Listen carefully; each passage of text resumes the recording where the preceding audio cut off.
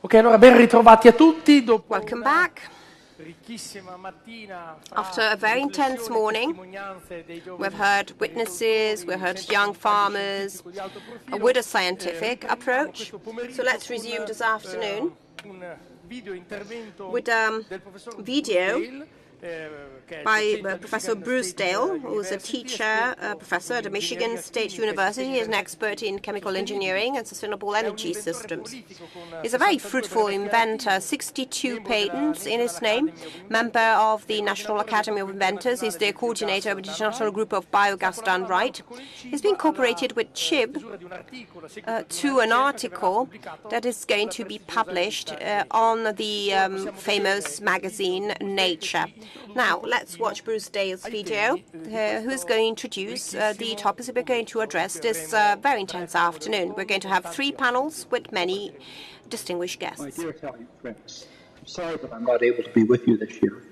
My wife and I are living in Salt Lake City, Utah, in the United States. We're serving as volunteers for our church, the Church of Jesus Christ of Latter-day Saints, while I continue my work as a professor at Michigan State University. Thus, we're away from our beloved home in Michigan for a year. For me, one great value of understanding the lives of our ancestors is that we can better see contemporary society for the changing, impermanent thing that it truly is. We're reminded that human beings in the past have not always lived the way that we currently live. And we're reminded that human beings in the future will very likely not live in the way that we currently live now. We need a certain level of material prosperity to satisfy basic needs. Beyond that, additional economic consumption does not seem to make us happier. Energy is essential to satisfy those basic human needs, including to provide adequate food. Increased energy consumption does improve human well-being, at least as measured by the Human Development.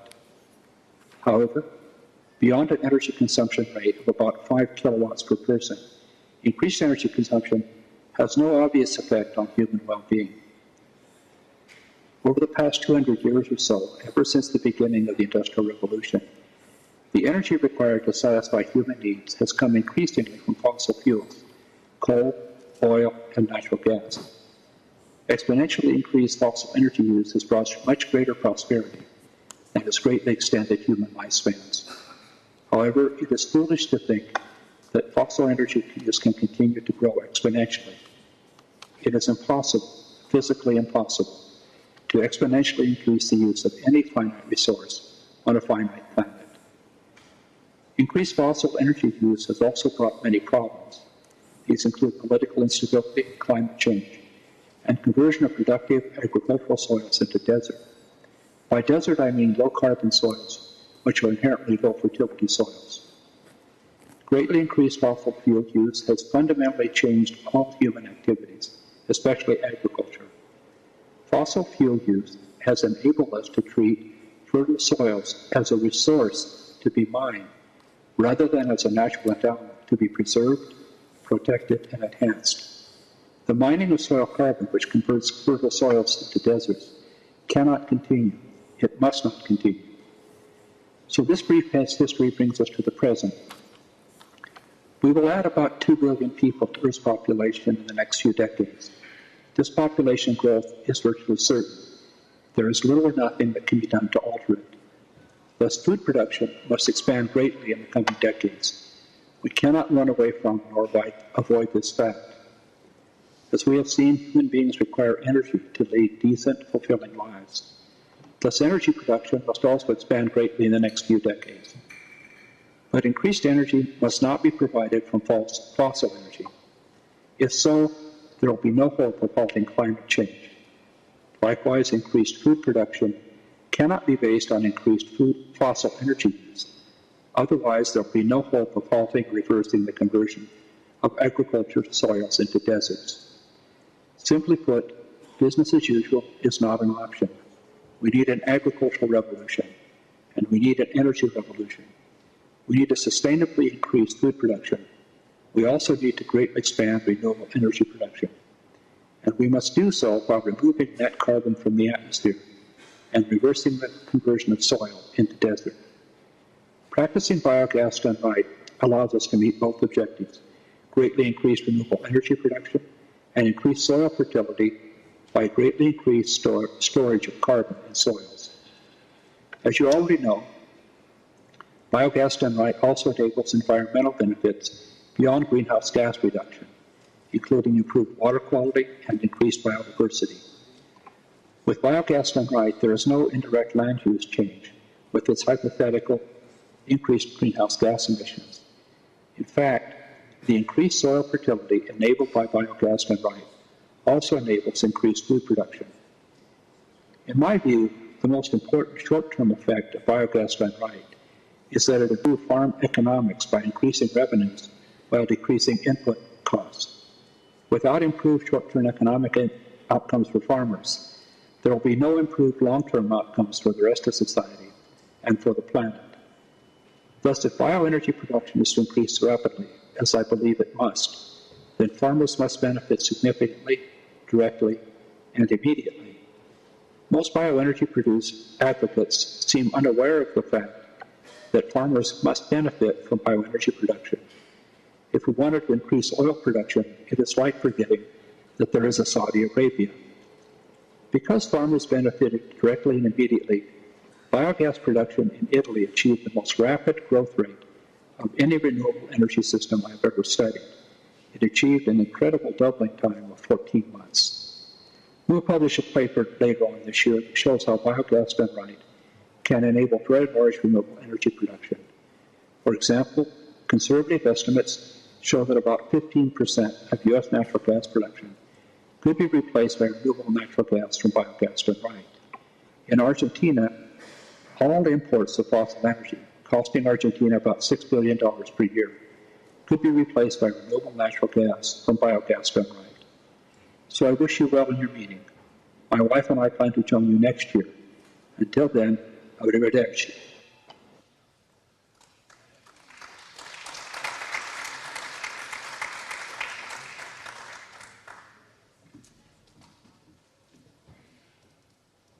Ok, eccoci qua. Allora, so here we are. After hearing from Professor Bruce-Dale, let's get started with this dialogue on climate change, farming and bioenergy with our guests. So I would like to invite to the podium Stefano Bozzetto, who's a farmer, a representative of CHIP, and the board of the European Gas Association, member and advisor of CIB. Thank you, Stefano, for being here. Then Francesco Ferrante, vice president of the Kyoto Club, vice president of the Free Coordination, is a friend. Thank you, Francesco. Then two foreign guests, Professor Lee Lind, who's a researcher at Dartmouth College, expert in the use of vegetable biomass for the production of energy, founder of the Lind Research Lab that is active in research in the use of cellulose for the production of biofuel. Thank you very much, Professor Lind, for being here with us. He's just arrived. From South Africa, I guess? Where? Anyway, he flew here from Kenya. And Professor Jeremy Woods, who is a professor of bioenergy at Imperial College London. He's a member of the very important platform expert in the natural system of carbon removal, bioenergy and climate change. Thank you very much, Professor Jeremy Woods. So I will hand the floor over to Stefano Bozzetto, who will introduce this panel, this very interesting panel that is going to provide us with some food for thought. Food for thought for the following two panels. Lorella is here as well.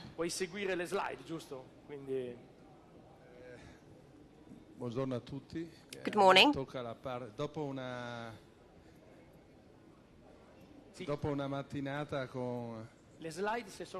Could you please put the slides on? So we spent a morning with young colleagues who told us about their experience. I'm a farmer too.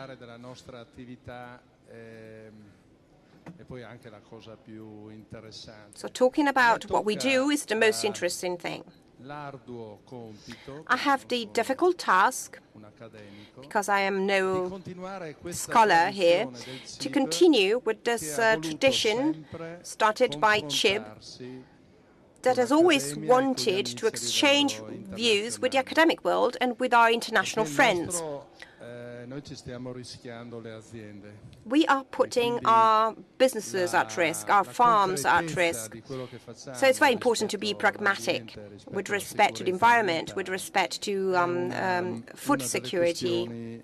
This is one of the questions that has always bugged us, and we are unable to solve everything on our own in Italy. We need to have a shared experience. We need to have a shared approach in Europe, first and foremost, but also with our friends from overseas. So we have to share with them what we are doing. This morning, we heard from Ratan Lal, and then, of course, we will try to put everything he said into a context, and the explanation of how renewable gas, so agroecology, and the fertilization of the soil. I don't know many biogas promoters that are also organic farmers, but I can tell you that the farms of biogas done right in Italy are the ones using organic fertilization more than anyone else. So we will try to ask 5 questions, and based on these 5 questions, we want to take stock of what our industry is doing and what are the challenges that we have to rise up to. Challenges not only for Italy, but challenges in the world. Bioenergy is the sector that has invested less than others in its sector of renewables. After a boom in the 1990s, investments, if compared with solar or wind energy, have slowed down, with the exception of biogas in Europe. I asked Lee Lind, and I'm honored to have here with us one of the ultimate experts of cellulosic ethanol, to tell us something more about his vision. So what's the state of play of the industry of ethanol, which might sound far from us, but it is very close. So please, Lee, the floor is yours. Thank you. It's a great pleasure to be here. I think that the work you are doing is one of the shining lights internationally at bringing the idea of the circular economy to the intersection of energy and agriculture. I appreciate also that, as I understand it, what you're doing sort of goes from the farm to energy, and I think people have often sort of started with energy and then gone to the farm, and so I think that's very healthy to sort of start on both sides of the river and build bridges towards the middle. My son and daughter-in-law are full-time farmers, and so and I have 2 farm grandkids, and as you know, growing up on a farm is a little bit different experience from growing up elsewhere. So I feel, I hope I can take the liberty to feel at home. So, in a nutshell, and Stefano showed, we wrote this Nature Biotech paper in the end of 2017. You can go read what we had to say there about the last 10 years for cellulosic biofuels. It was a rough 10 years, and in my opinion, the basic reason, there are some other reasons, but people got very excited about this technology and sort of convinced themselves in a competitive atmosphere where everybody needed a bigger story than the next person that we knew all we needed to know in order to go implement, and away we went. And we actually sort of stopped trying to learn new things and innovate, and instead just looked to deploy and scale up. I think it's very clear now that the technology was not as ready as it was presented. And I think we need to, in a nutshell, I could say much more about this, but I think, people speak of second generation, they abbreviate it by 2G, I think we need a 2G 2.0, where we refocus and realize that we have some things we need to make better. And I'd be happy to discuss this with you offline, but I think that as the second generation liquid biofuel technology evolves, I think it's going to look more like biogas technology than it does today. I think in some ways that in a technological sense, the two are going to be convergent. Let me also say that it is possible for people in the biogas community, actually I'll start with my own community, it's possible with people from the liquid cellulosic biofuels community to adopt maybe an adversarial relationship with the biogas people because we're competing for investment and all of that, and vice versa. But I'm absolutely certain that to the extent that each of these does better, the other does better. And I would urge us to take a collective approach. There are a couple of slides I want to show you, if I may. Yeah, oh good, I can just barely see that one of them's up there, and you can see me craning my neck up there. So I show a picture there of the carbon cycle, and as you're very, very aware, there is this potential to move carbon as we would in a circular economy. There are arguments that I try to summarize there very briefly, and I'm not going to read those words to you, but you're all familiar with them. There's the indirect land use change argument. There is the argument having to do with the time lag that happens if you clear forests. You've seen all of those, and they have been presented in the literature as if they are inescapable, that those are just things that make bioenergy. And by the way, all of those have to do with land, and so it doesn't, thank you, Jeremy, it doesn't much matter whether, for the purpose of these arguments against bioenergy, it doesn't much matter what you're making, because they all have to do with, the things have to do with the land before you actually make biogas or liquid fuels or what have you. So these have been presented as if, game over, it's a bad idea. Every single one of them, if you assume that, for the moment, you assume that we actually had the intent to do things sustainably, every single one of those alleged gotchas is avoidable. Every single one. And I'm involved, as many of you are, with people that are trying to articulate those arguments. This is not the time to go into them in detail. But I would like to bring up one point that I think is very fundamental. So one of the statements up there on the slide is that, for all that the indirect land use change argument has done to prevent and impede the expansion of biofuels of all kinds, actually, if we're talking about cellulosic feedstocks, if I can go to the next slide, thank you. So there's a summary of recent literature on ILUC for cellulosic feedstocks. And again, calculation of ILUC has nothing to do with what you make with the cellulosic biomass. It has to do with how you produce the feedstock.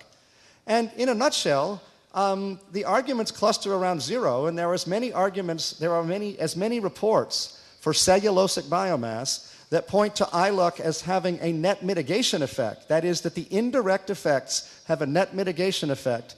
There are as many reports that indicate that as indicate that it has a net emission effect.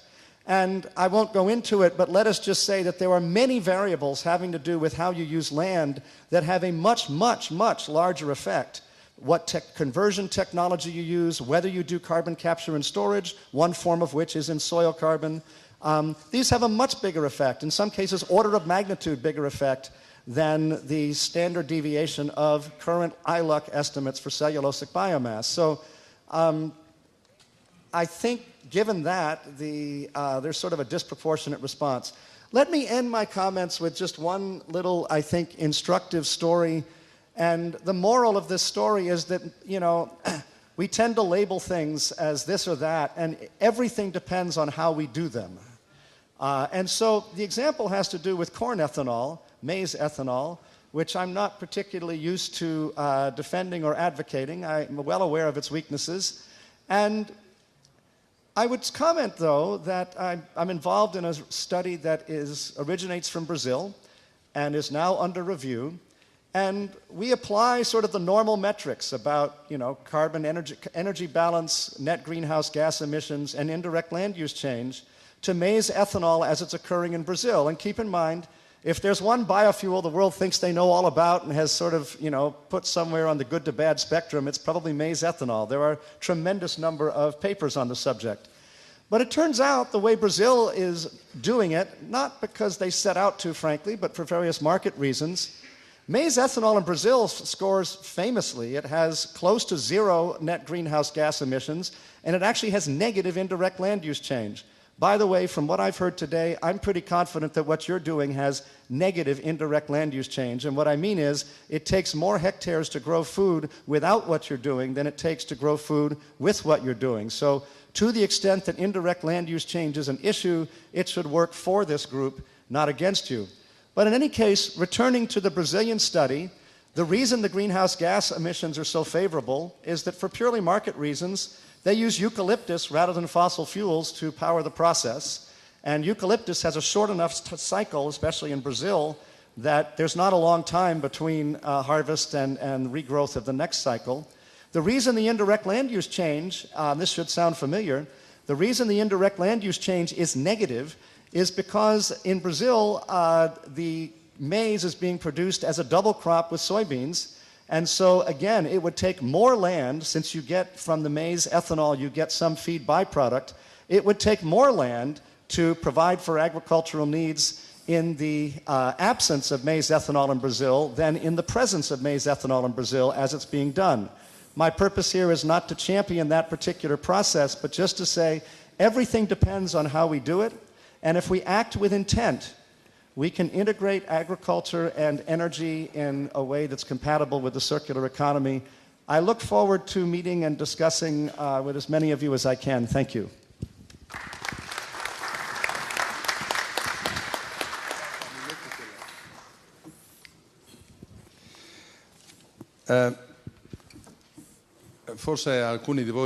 Perhaps some of you are aware. First of all, I would like to have you give you a round of applause to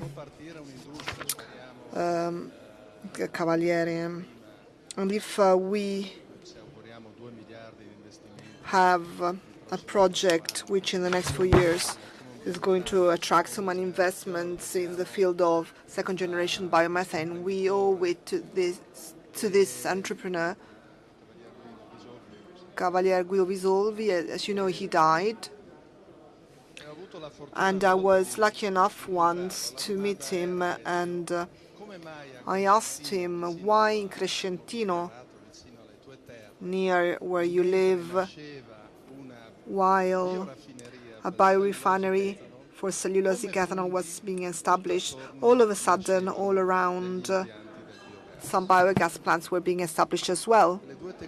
Well, the two technologies, I think, at world level can coexist, but there are three elements that I think mark the fact that in Europe, biogas, this is the statistics for biogas use in the utility sector, whereas this is the production of biomethane. Well, this has continued to grow. I will summarize this with three elements, and we are lucky enough here to have Jeremy and other speakers.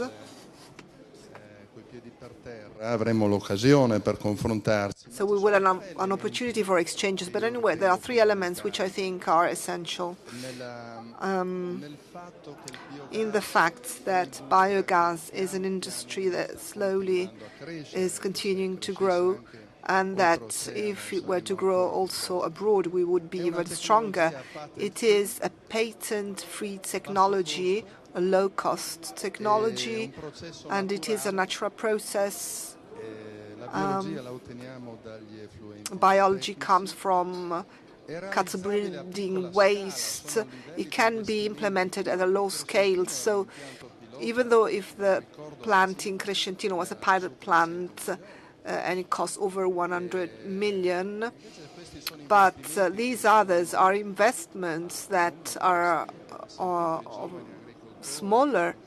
You've heard the young farmers, some of them spoke about 30 million euros investment. So these are sizable investments, but still something that farmers can grapple with. And then the gas grid that gives us an opportunity, first of all, the aspect of planning things out, because as Luca was telling us this morning, we have the chance to store gas on an hourly basis. But once you get on the grid, by using the distribution and storage gas network, we can deseasonalize our production. For instance, as cattle breeders, what do we do when you take the sun of the summer and you capture it to use it in the winter in plants? Well, with the world of cellulosic ethanol, we do not just have the biotechnologies, but we have also other things. This slide really has to do with the negative mood that revolves around our sector. It has been going on like this for 10 years. I was presenting this slide in 2000-something, I think 2008 in Amsterdam, when I entered the European Biogas Association. And bio-energy is a carbon loser. This is what we heard. This is Tim Searching is the person who invented the ILOC theory. And this slide allows me to introduce a second theme, and I would like to ask Francesco Ferrante to expand on it. Yes, Stephanie, if we may explain what ILOC is, because not everybody's familiar with it. Well, the ILOC, I don't want to get too technical, but, well, this has to do with our daily lives. So it depends all on this. This is an acronym, and it means indirect land use change. And what happened in the literal application of this theory? Well, on Nature, so one of the main international journals, in December, an article was published according to which organic farming, because it produces less than conventional agriculture per hectare, owing to indirect effects that it produces by forcing somebody else to eliminate a wood in order to compensate for that lack of production. So organic farming is more polluting than conventional agriculture. So because this is idiotic, and because this theory is applied correctly, the question that I am willing to ask Francesco, but then if now Bolsonaro has decided to open the native areas in the Amazon to soy crops, we, European farmers, to carry out sustainable agriculture, whose debts should we be paying for? Intanto vi ringrazio di ormai. First of all, I wish to thank you for inviting me. I'm particularly happy this year because this morning you gave me the chance of seeing some hope, because I saw 4 young farmers who are very good, actually excellent. So I have this hope. I hope that, you know, that in the future I will be able to speak with people who are a bit more, optimistic after the other people I've been dealing with for the past few years. Yes, what you said is absurd. This thing you said, it's a paradox. that theory is foolish completely. But the iLook is for you a problem. It always was, to the point that you were speaking about it 10 years ago. But it's not entire folly, really, because otherwise we will not, be realistic. Because it starts from an actual problem, a real problem, and not so much in our part of the world, but all over the world it has caused huge problems. So, because if I have to explain this to farmers, those who produce crops and food for their own farm, I have to explain to them that this was a big problem. So how can we deal with it in the right way? I have to go back for a moment because I met you almost 10 years ago, I think, and before I was no expert in farming. I was dealing with energy-related issues, and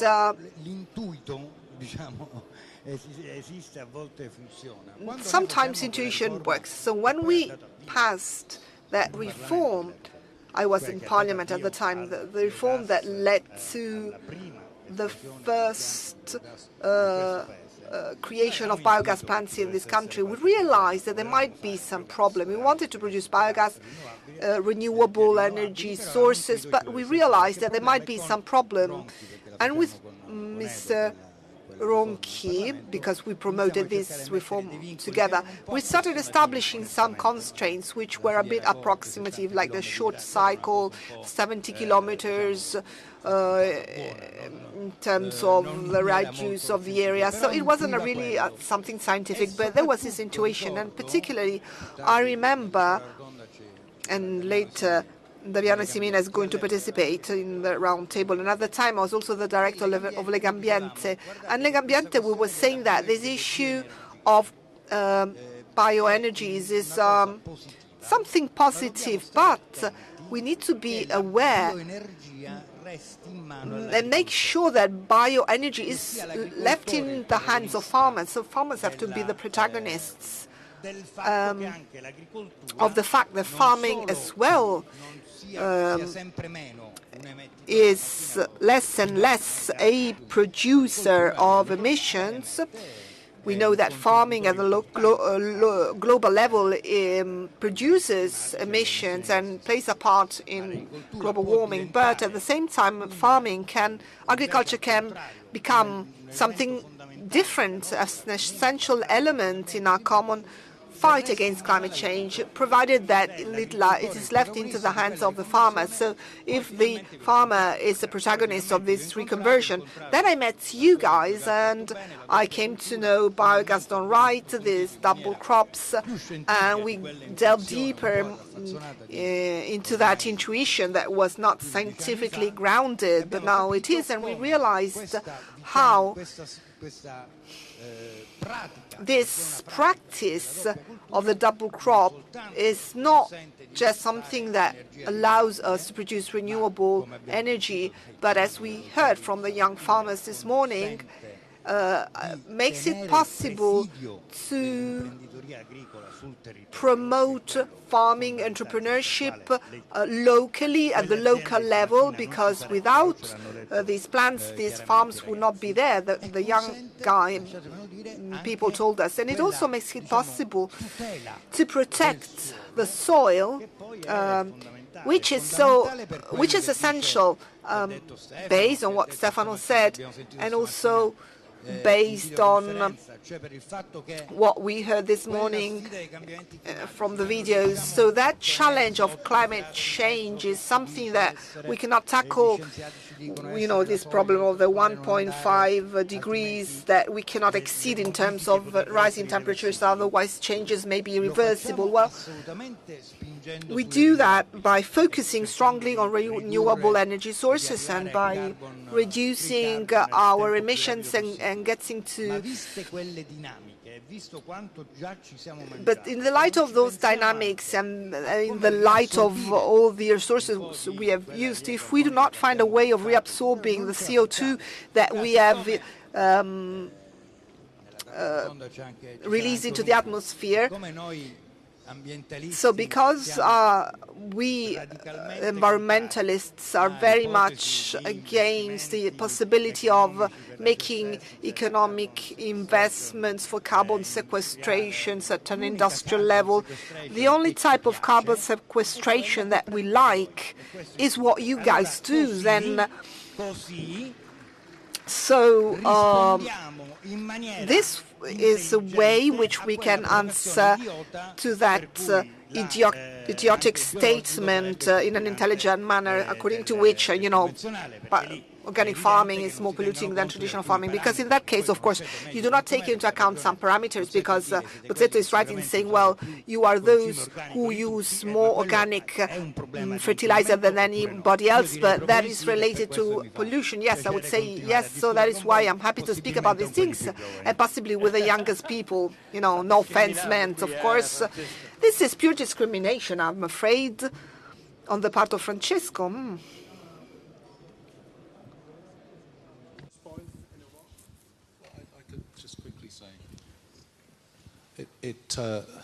So thank you very much, Francesca, for those comments. It seems clear to me that, and as you'll see as I talk a little bit later, that without finding ways for the world to incentivize in high carbon landscapes and low carbon pathways for energy provision, we will not be able to resolve climate change. We will not be able to find the right pathways. At the moment, the discussion seems mostly set up to penalize farmers for food production and the things that they do with food production, and to think about energy separately. And so I completely agree with what you've just said, Francesco. I completely agree that we need to find ways to reconcile this, to help you as farmers do the right things in agriculture that increase carbon levels in the soils, that increase carbon stocks on the land, and at the same time provide more services to humanity.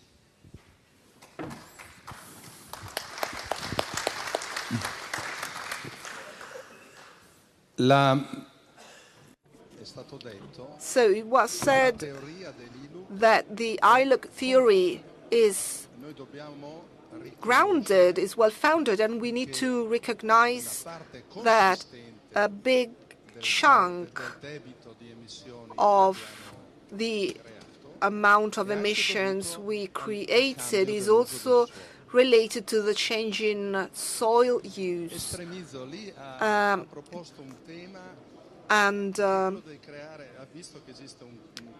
So we heard that because of this, there has been a change in carbon, and we can pass from debt to credit. This is the first time we speak about it before an audience, and it seemed crazy in the past. But before we can say how we can produce this credit, we from the Biogas Done Right must say something, and it's that if you don't change the way in which we farm, then bioenergy has no purpose. This is the problem in our farms. In other words, I'm not going to talk about a specific crop, but without changing the way in which we farm, we are part of the problem. And as a consequence, we cannot take part in participating finding a solution. Professor Bruce-Dale said, business as usual is not an option, so we need some radical action also in the short term. And Ratan Lal told us this morning, in nature there is no free lunches. If you move carbon from here to there, you really don't solve the problem. So in this connection, I wish to ask you, and this is perhaps the most difficult question, and it's difficult, particularly for cattle raisers. This is not an easy question, but so we saw why in South America today they continue to eliminate forests. They promote deforestation. So there is a demand in fodder protein which is out of control with 10 billion people. We need to say that we cannot continue continuing to increase the supply of animal products, so in meat products. So, for instance, my daughter does not eat vegetables, but she eats tofu. So in young people, there are changes, food changes, and we see that in the markets of food, of meat and dairy. Well, biogas can also be helpful in this connection. Think about a rotation with some plants, leguminous plants, also for human feeding, but also, as fodder, in order to not to depend on Brazil, which is what Europe does. So it is the demand from our stables that creates deforestation. So can we do something? And because the minister is coming here, can we ask him to make some plan for proteins in Italy and in Europe? And then biogas can play a part in this. And I will ask this to our guests. Francesco. No, il biogas. Well, biogas, yes, can play a part, I am sure. And I would like to ask another question for our minister, because it is something that Bozzetto has been asking me over and over. The issue whereby this Italian practice, this Italian experience, which is so important, has not been fully understood or replicated internationally. With Piero Gattoni, we went to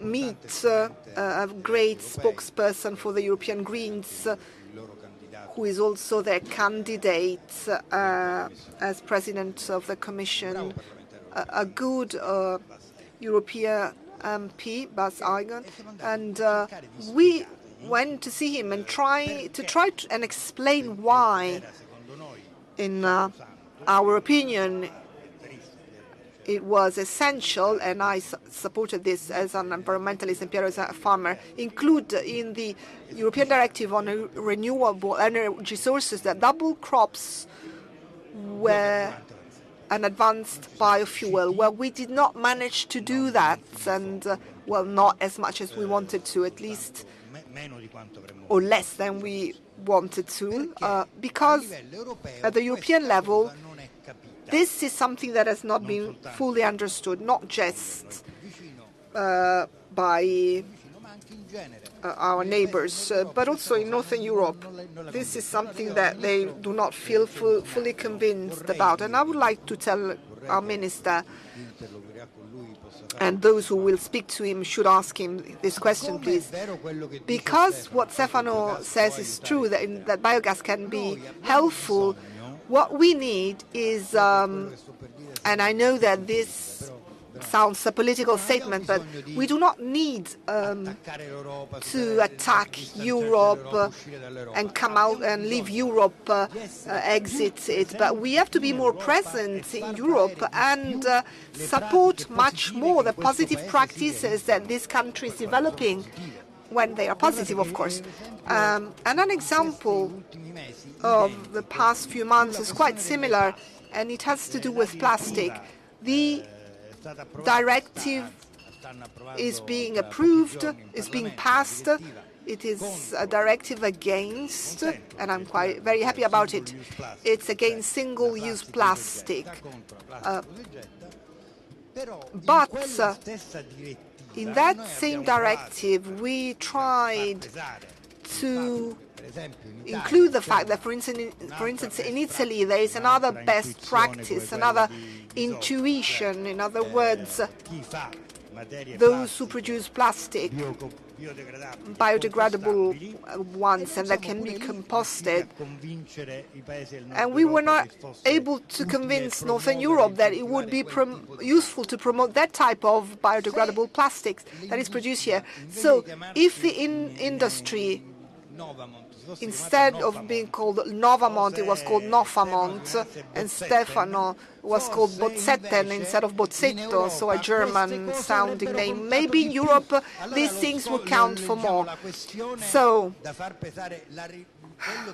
what I would like to ask politics today is to allow Italian best practices to have a greater clout, because you do these things despite all the difficulties.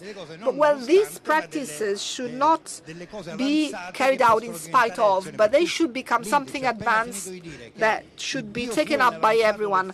So the future of biofuel will be much similar to the way in which you do biogas today. So should we bring this forward or not? Well, this is one of the questions we would like to ask.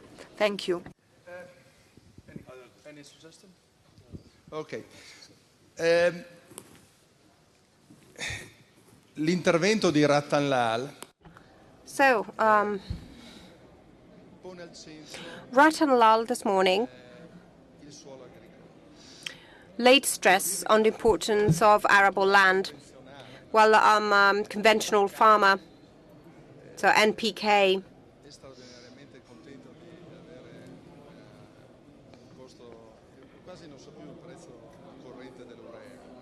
I didn't know what's the current price of urea. I used to know that in the past. I don't know what's the current price. I have no idea. Well, evidently, in addition to saving, I've also discovered the importance, just like you did, of land. We began measuring how much carbon there's in our soil. And we're doing that thanks to a seeds company that is doing that for free, because we have no other support in this regard. No scientific support, I mean. So please, let's give new momentum to public research in agriculture in Italy. We need it. We need it desperately. Well, in doing so, some of us who are better, who are smarter, have began measuring practically everything. So what did we infer from that? That it's not digestate and all, digestate only or double crops, but precision farming, the accurate use of digestate, and of course, even seeding. You don't have to lose the moisture of the soil, otherwise the double crop is not going to be good. So we have learned a number of things, and we have learned to see that carbon in the soil, especially us from the Mediterranean, that have little of it. For example, I have land in Ferrara, and soil has 2% of organic matter. My colleagues in Bavaria have 3-4%, but that's near the stable. But in the land far from the stable is 0.8%. So, according to FAO categorization, is like a desert. So we found out that that reservoir is being filled. It's easier for us from the Mediterranean countries because it's pretty empty, but we are doing that. We are filling it nonetheless. So the 1.5 degree IPCC report is posing a problem for us all. We have to hurry.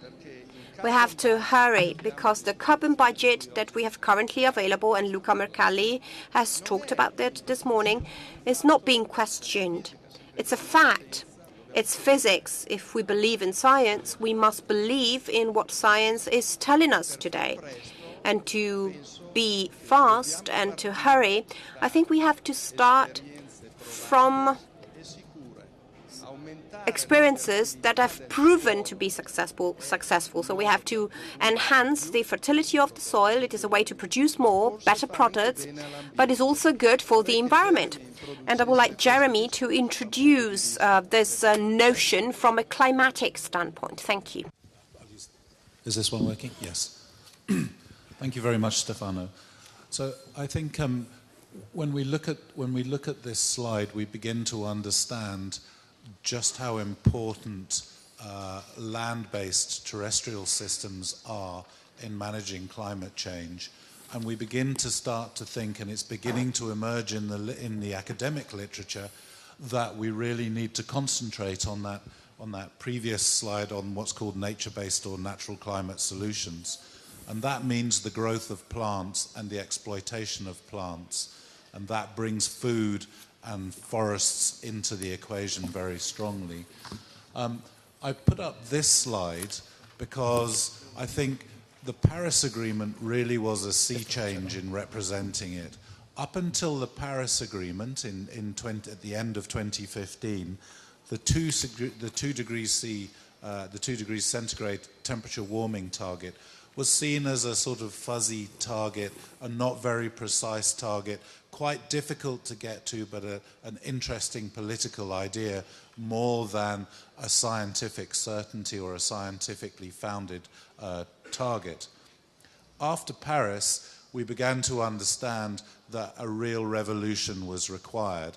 And after Paris, we started to understand the nature of the change that is required, not just in European systems, but across the world. And it's a frightening concept. It really is frightening, and it's really starting to make it into the academic perceptions, into the theoretical perceptions, and now we need to move them out of the theory and into practice. And so what you see with this graph here is the trajectory of European Union emissions, and I can sit here and tell you that the European Union is the most effective and the most progressive in the world in terms of reducing its emissions. So you see a graph here of the European Union trajectory pathways at the top there, leading down to the 40% reduction target there in 2030.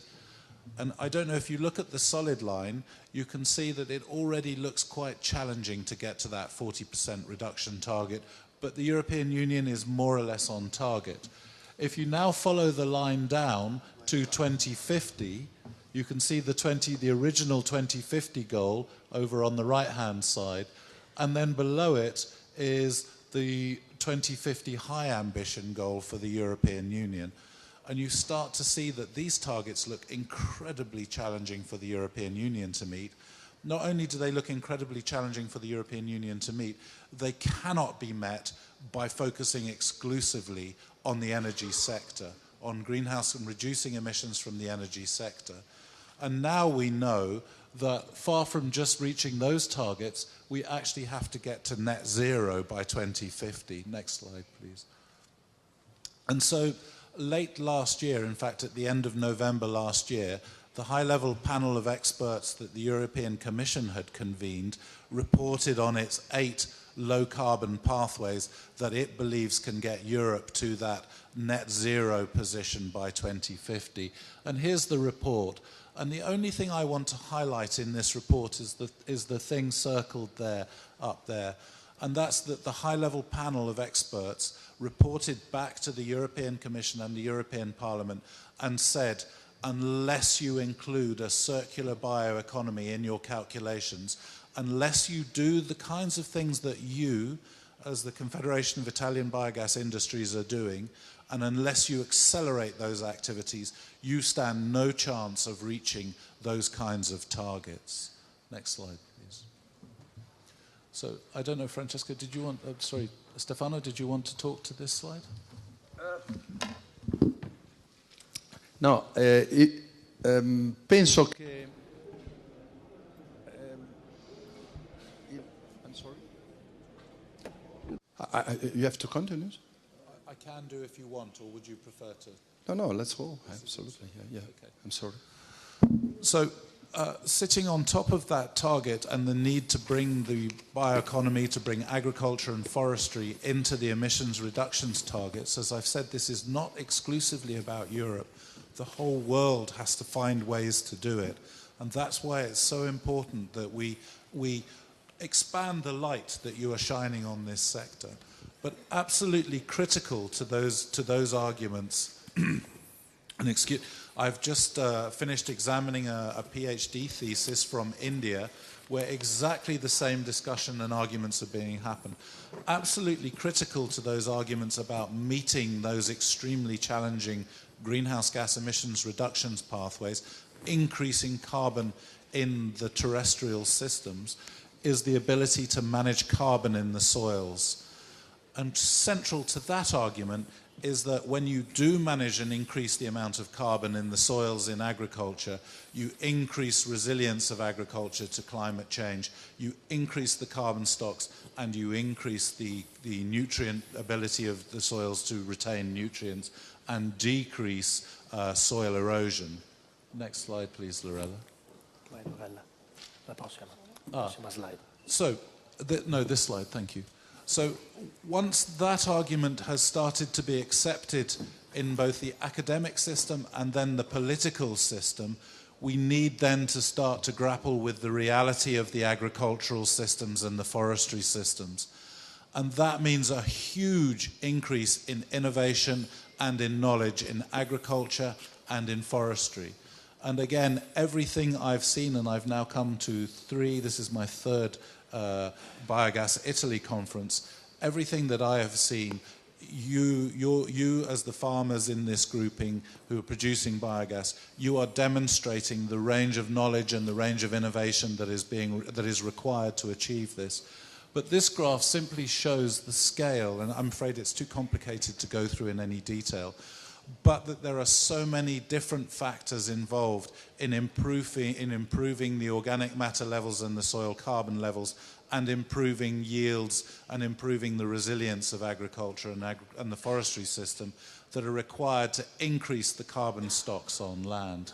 Thank you, Lorena. Next slide, please, Lorena. So, that's over to you then. So. Thank you.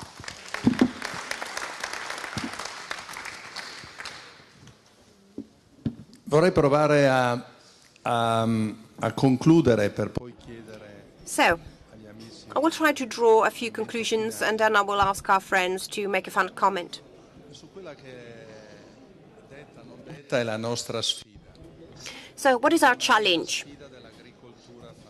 Which is the challenge of agriculture done right. So Ratan Lal reinforced this point this morning. We have to produce more using less or more efficiently. We have to use our resources, water, nitrogen and soil more efficiently. I don't know, where's my president? I can't see him. Well, Piero is a genius, so let's give him a big hand.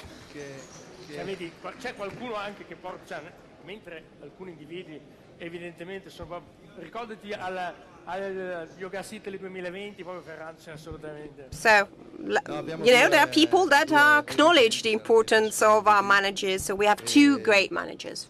We truly have. Con Piero non ha avuto il minimo dubbio. Well, when I talked to Piero had no doubts. Well, usually French people and Italian people don't get along that much, but we were the first organization to join the Quatre pour Mille movement.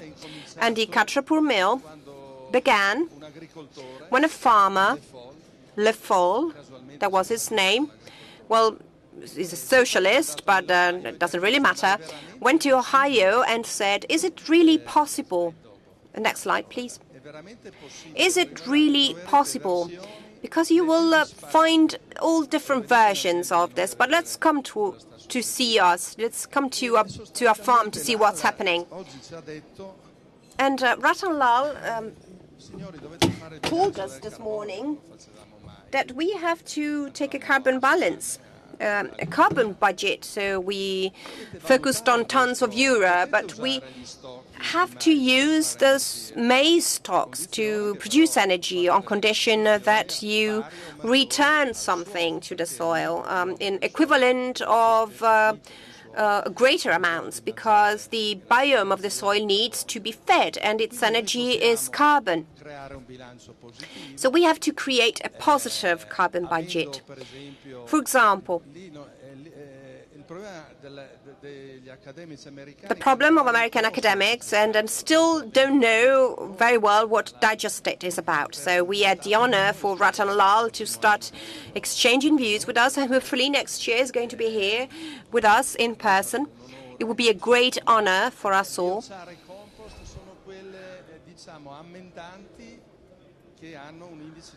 But biochar and compost are gains.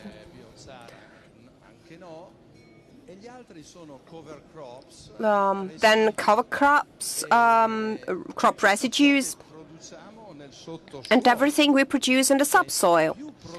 So the more we produce in agriculture, and in this regard, Tim Searchin is right. We need to produce more in arable land, not less when it's criticizing organic farming. For example, when it comes to maize, 70% we take home, 30% is in the roots. So this is what contributes to a positive budget. Then we've got leaching, and then erosion or decomposition if we plow or if we till the land. We oxidize less. Well, this is a challenge from a cultural standpoint. Last year, we celebrated the funeral of the plow, and you can see a monument to the plow as if it was over, but I've tried to tell my neighbors I live in the countryside, and well, the plow is something sacred. You can't touch it. So the idea that it can have a negative impact on agriculture is something very far from traditional culture. We need to work very hard to make people understand that the plow is no longer useful. Well, I confess that I have celebrated the funeral of my plow, but sometimes I need it. So in agriculture, 1 + 1 doesn't always make 2, but sometimes it's 3 or 3.5. So what I want to point out is that this is a slide taken from the presentation delivered by Ratan Lal in 2018 in the US. And he gives us a flavor of what we can do. And that's what we can do.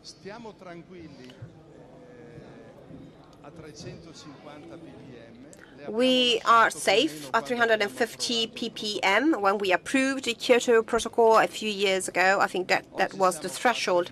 Now it's 410 ppm, and we're not safe at all. There are only 2 ways now to go back. Industrial capture, it's not up to me if that's realistic or not, and photosynthesis. Let's not be afraid of photosynthesis, because producing more in agriculture means capturing carbon. And to sequester it, the first thing that we need to do is to capture it. And then we need to sequester it. And it's convenient in the countryside for us, especially in the Mediterranean countries. So the message I would like to give to Italian politicians is that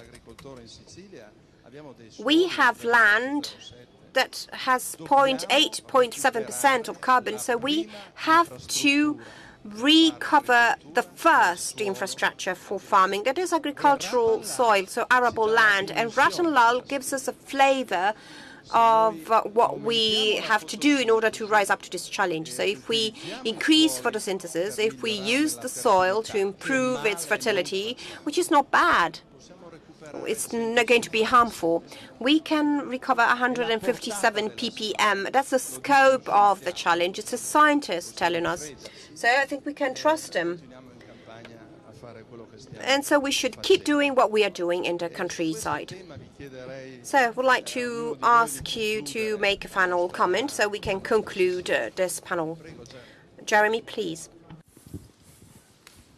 Thank you very much, Stefano. So I think we have all the ingredients that we need to see, we need to understand, built around your biogas example, to show how the agricultural system globally can start to move in the direction that's needed, but it needs to not just start, it needs to move very fast in that direction.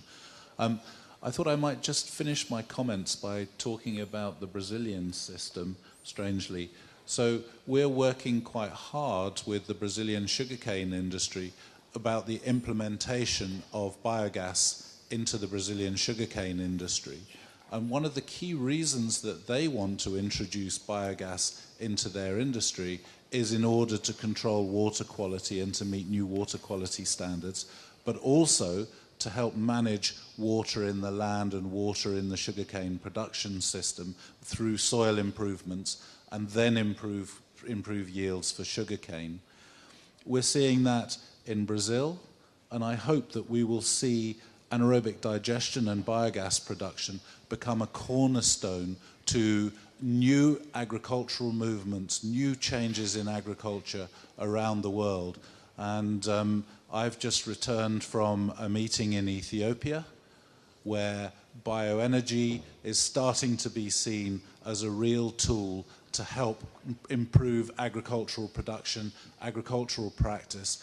But I just want to make one final point, and that sitting on top of all of these really quite academic discussions is exactly the same point and the same question, that we will not be able to move to the pathways, the low-carbon pathways that we're talking about, unless we find ways to incentivize the people on the ground, the people working the land, the people producing the land, and allow them to retain value and provide incentives for them to change practices in order to be able to move on to these new pathways. I thought I'd leave it with that. Thank you. Yeah, so we're all trying to find, I think, different ways to say the same thing, and I'm going to come at this from sort of a philosophical point of view. You know, let's imagine our great-great-grandchildren a couple hundred years from now, when they're adults, and they're looking back and they're asking, so, you know, in 2020 or so, what should people have been thinking about harder than they were? And I think that there are, globally speaking, two things. I think one of them, the phrase revolution has been used. I think one of them is, I like to call it the sustainable resource revolution. It's not only energy, it's not only agriculture, it's water, it's the whole thing. But it basically amounts to being able to live off of our resource income rather than our resource capital in whatever context you have. And in addition to the sustainable resource revolution, the other one, it seems to me, is poverty. We live in a richer and richer world, and yet, as the presentation from Ohio State showed this morning, we still have close to 1 billion people who are food insecure and living very poor lives. 72% of the global population lives on less than $10 US per day, which is some people's budget for coffee. And so we still live in a poor world, and yet we have lots and lots of things we can do about that. And it seems to me that in both energy and in both the sustainable resource revolution, I think that agriculture, I feel confident that agriculture has a central role to play in bioenergy and in encouraging the circular economy. And I just came back from 2 weeks in East Africa, as it happens. In fact, I arrived this morning, but I've been in Kenya and Uganda and Malawi. And, you know, what's happening in these poor parts of the world where the food insecurity is concentrated is that there's very little way to generate value in rural economies. And so we need something better than the way that rural economies survive is to send their young people to the cities who send checks to their grandparents back in the rural places. So basically, we need to get agriculture going in those parts of the world. And so it seems to me that agriculture has to realize that globally, the agricultural system we have now was not particularly designed to tackle these emergent problems of climate change. So we need to innovate, and I think that what's happening here is a wonderful example of that. And I think that we also need to take responsibility, as Stefano has said. We need to take responsibility for the whole thing. We need to take responsibility for the things that we fortuitously do well, and the things that we don't do so well in agriculture because we didn't set out to be part of this circular system in the same way that is now needed, although there have always been elements of the circular economy in agriculture, as any farmer knows. And so I started and I will end by congratulating you. I think that this is your effort is a shining star globally, and it exemplifies, as Jeremy has said, it exemplifies many of the directions that the world needs to head. So congratulations. Grazie mille al professor Lind. Thank you. Thank you. And in these 3 final minutes, I would like to say something that is not necessarily related with what we have said so far. And this is also your last chance. So, since you're here, say what you want to say. Well, I've already in part explained what I think. This is agriculture done right. This is what we need. It's even difficult to add much to what authoritative speakers have said, Stefano and our academic friends. But I would like to use up these 3 minutes to talk about obstacles against all these positive movements. Well, the first obstacle is represented by this misunderstanding concerning ILUC. I think there's a basic misunderstanding here. And the other is, and it would not be honest not to mention it, is the issue of the social acceptability of these plants on the territory, at the local level. So those who follow my tweets, which is the only social network I use, know that I am conducting a personal campaign on NIMBY against biomethane. It's basically waste-based plants that are affected by this, but there are some justifications that are paradoxical in this connection. There's a committee that is asking that the place where a given plant should have been built, that there should be a change in the master plan saying that there is quality agriculture. Now, the issue is not that there is or there isn't, but if the master plan is changed and it says that there is quality agriculture, then the plant is not going to be built there at all, or extremist parties saying that they will, go down on the streets against biomethane plants. So there is a flourishing of idiotic initiatives. And this is also the case with NIMBY, not in my backyard. I have to say this because we need to be aware about this. As very often your plants are also involved, there are some even funny situations in a sense, because there are some committees that says, well, if you build a biomethane gas here, we will never be able to produce parmesan here. It's going to be a tragedy. Well, go and tell this to the president of the Italian Biogas Consortium if, Parmigiano production and biomethane are incompatible. I'm saying this because this problem as well, just as the more global issues that we have faced, well, they can only be solved with a debate, promoting a debate at the local level. So environmentalists have always had to grapple with these problems in other contexts. Don't think that just because something is globally positive, then automatically it's going to be accepted locally. No. If you want to do something right, you still have to go about doing it right. So we must find a way to also explain to people at the local level, not just in Brussels or at the highest levels, because a given plant may be an opportunity for an area.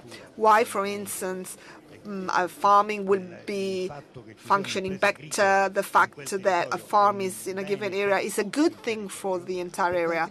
Otherwise, it's going to be very difficult to make so many biomethane plants as we would like to build. Thank you. Thank you, Francesco Ferrante. He also made reference to some of the things that were said this morning by the young farmers who spoke about the importance of dialogue and their relationship with the local territory. I would like to ask you to give a round of applause to our guests, Mr. Bozzetto, Ferrante, Lind, Wood, and we thank them for coming after the long journey. And let us start a very, lively round table with many guests on the challenges of the new agriculture, recognizing a value to carbon stored in the subsoil. So let us start with Luca Buttazzoni from CREA, whom I would like to ask to come over and sit down. Welcome, and thank you for being here today. Fabio Fava, Director of the Scientific Committee of Ecomondo, and who is also the government representative for Horizon 2020 funds for the bioeconomy. Thank you very much for being here today. Then we have Damiano Di Simile from Legambiente, the national person in charge of the soil use campaign. We have Beppe Onufrio, the director of Greenpeace Italy, who conducted this campaign on glyphosate. And I have to say that, it's something that is being, it has become quite popular. Simona Bonafè, a European Member of Parliament, whom we want to thank for being here, and Gianpaolo Vallardi, President of the Agriculture Commission at the Senate. So here we are. And Gianpaolo Cassese, who is a producer from a farm in Puglia and recently was elected Member of Parliament. So a round of applause. Thank you for being here. And we can begin with a series of questions through which we will try to understand your points of view. So let us begin with Buttazzoni. So we heard this morning and we looked at some very innovative models. So what role can research play in the development of this new agricultural and ecologic model?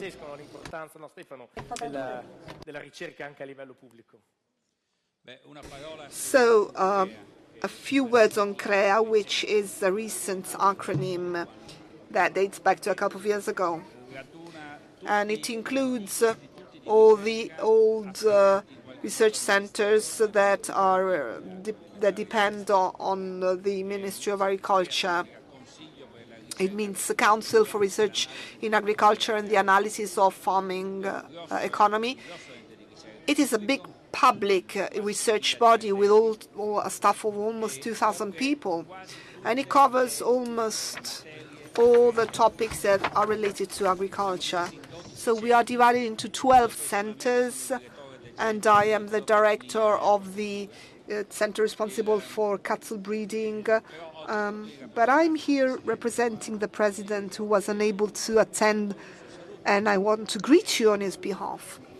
And for years, even though in a fragmentary way, but always more strongly, we have been operating in the field of biogas, the whole chain. From the construction of advanced plants, and we have been working a lot on the double stage, the separated production of methane and other products. We work on tractors fed by methane, fueled by methane. We study the economic use of digestate all over Italy, and I have to say that our body is the owner of almost 5,000 hectares of land in all over Italian regions. So we are one of the biggest Italian land owners. My center alone manages 2,600. So we're not just scientifically interesting, but we are also very much involved and interested in what's going on. So what can be the role of research in terms of promoting these innovative models? So what vision do you have in terms of your commitment for the year to come? Well, the first goal consists in identifying all possible areas where to apply digestate as amendment and fertilizer. This is a key point in the whole mechanism. And then we also deal with technological aspects, so in terms of plants and also in terms of gene research on anaerobic microorganisms responsible for fermentation. And then, of course, fermentation is performed by microbes, not by, machines. Well, thank you very much. Thank you, Professor Buttazzoni. And I have a question for Fabio Fava from Ecomondo. Circular economy, bioeconomy. What opportunities do you foresee for Italian firms in this sector? So you are a privileged vantage point, because I know that so many companies and farms participate in your event, which is growing. Yes, first of all, allow me to thank you for inviting me this afternoon. And I have to say that you are really attracting our attention. So there is also, you also participate in Ecomondo. So, and then Mrs. Bonafè is going to add what she knows about the circular economy. Then she's a great expert. So the theme that you are speaking about here is essential, and it's right at the core of the bio-economy. Without a fertile heart, there is no circularity in the bioeconomy and in the overall vision of this type of economy. And I think that our MP agrees with me, is what guarantees the circularity of this system. It's a bit more difficult in non-organic farming, but anyway, today's theme is very important, and it's a part of what we do in Ecomondo, which is an exhibition, a trade fair that is becoming increasingly popular. So my role as a national representatives at Horizon 2010-2020 at the European level, I also wish to add something else, because it's particularly important, I think. First of all, bioeconomy.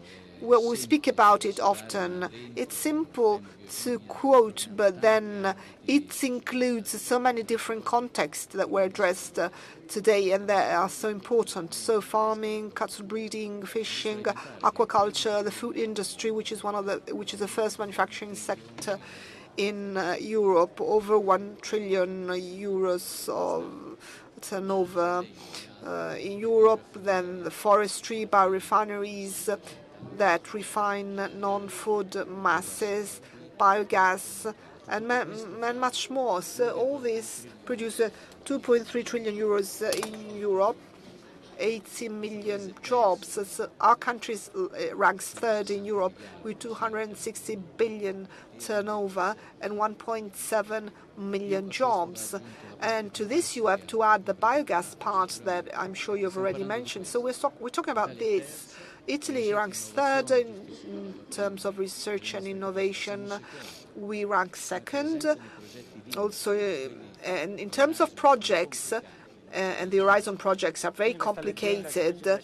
So it's not, we rank second. So this is to give you an idea of our skills and our competence and how, we rank within this broader horizon. So carbon capture and storage is very important. It is understood. Professor Woods was mentioning it. There is a central role to be played by all these actions, focusing on the ground, on soil. Fertile ground, fertile soil is at the center of the European strategy for the bioeconomy that was approved by the Commission in 2018. And it's also part of our national strategy that we have for the bioeconomy that was approved in April 2017. Without fertile ground, you cannot very far, as it was said over and over again. But there's still a lot to do, as we heard, and we were hearing about microbiota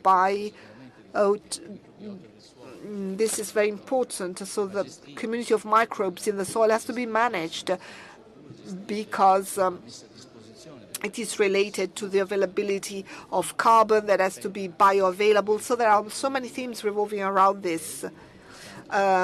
We know about compost, but there are also other things and we have to study them. But this material has to be absorbed and the pathway is not linear, so there's still a lot to study.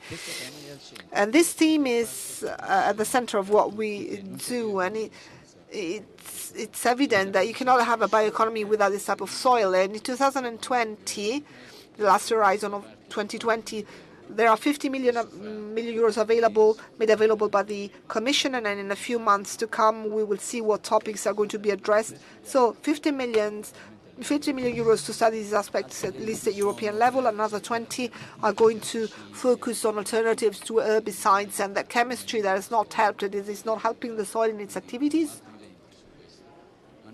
So another 20 million, but in addition to this, in Horizon Europe, what we are working on, going to work on between 2021 and 2027, there's a very important pillar focusing on the bioeconomy and natural resources, and 10 billion was asked in terms of funding, a lot more than it was provided to Horizon 2020. And there again, soil, healthy soil, is at the core of this initiative. And I would like to add, and I conclude, that we are defining the 5 missions, this is what they're called, that will address, not just give direction, not just the 10 billion pillar, but also because Horizon Europe should have more than 10 billion in funding. There could also be other pillars that may be based on actions which we consider to be totally strategic. There are 5, and one of them is called healthy soil, quite simply. And this is just to tell you that there is not just a dedicated pillar, but there is also going to be a further presence of the theme we are debating here in many other pillars that are within Horizon Europe. So this is what we foresee for the future. So this aspect was well underscored, and the Commission has worked and will continue to work with the European Parliament so that these priorities are included in the next funding. Thank you very much, Fabio Fabba. So there are huge opportunities, I would say, for Italian companies, given the figures that you gave us. So let us move on. Damiano Di Simi from Legambiente.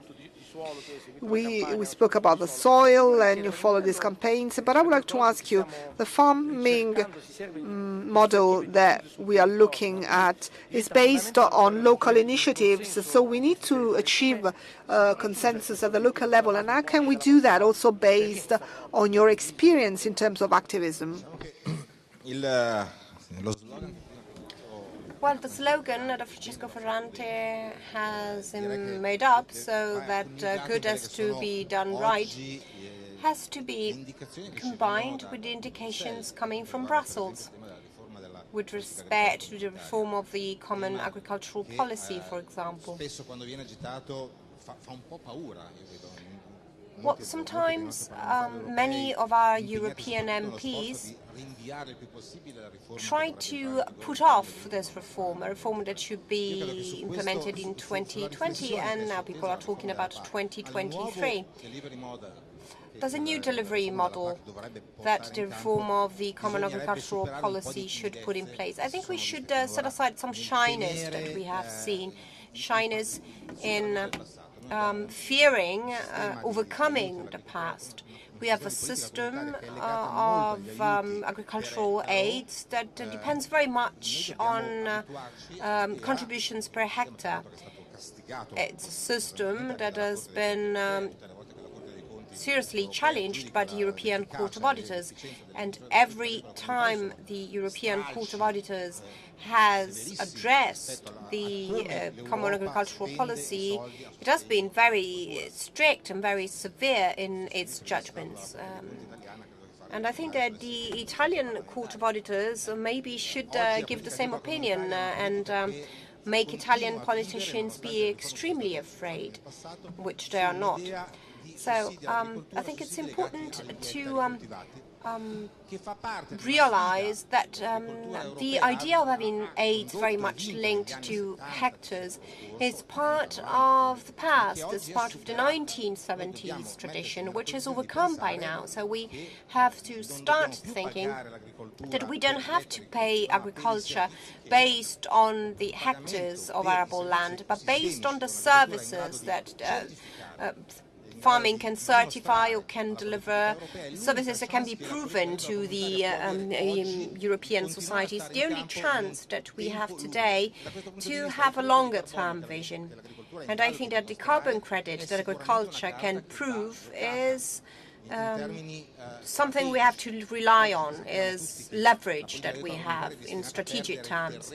So the common agricultural policy is doomed to lose ground because it's being questioned by other policies that are considered to be more strategic, more practical, starting from climatic or climate policy, for example. So in order to stay competitive, we must prove that we are part of the solution to a problem, that the common agricultural policy is no longer a sector support policy, but it's part of the solution to the climate problems.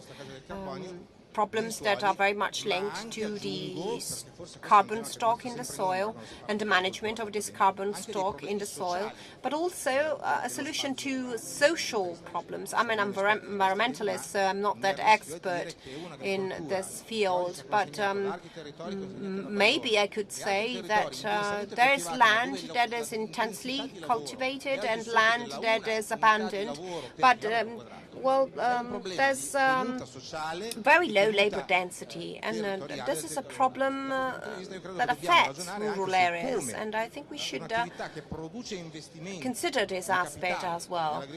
Agriculture is producing capital investment, so within a governance picture, it can give definite benefits with respect to the sustainability of rural land. So energy in connection with farming should create a sounder rural area, not only in terms of capital, not only in terms of land being actually exploited, but also in terms of job opportunities that are generated, in terms of opportunities to live and experience the rural land. And this is part of the challenge. And I think we haven't worked much on that. So farming done right should be a sort of farming that once again takes care of the social stature of the rural areas. Thank you very much. Now, a question for Beppe Onufrio from Greenpeace. Last year, at Biogas Italy 2018, we have stressed the importance of talking about farming done right. This morning, we heard about some young farmers, some young entrepreneurs who have been investing in this agricultural model, which is sustainable. So according to you, what should the role of bioenergy be to promote this farming done right? Good evening, you all, and thank you. Thank you for your question, first of all.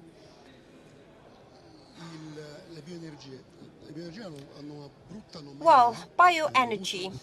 Bioenergy, we're giving a very negative label because they were linked to some products, for example, palm oil of Indonesian origin.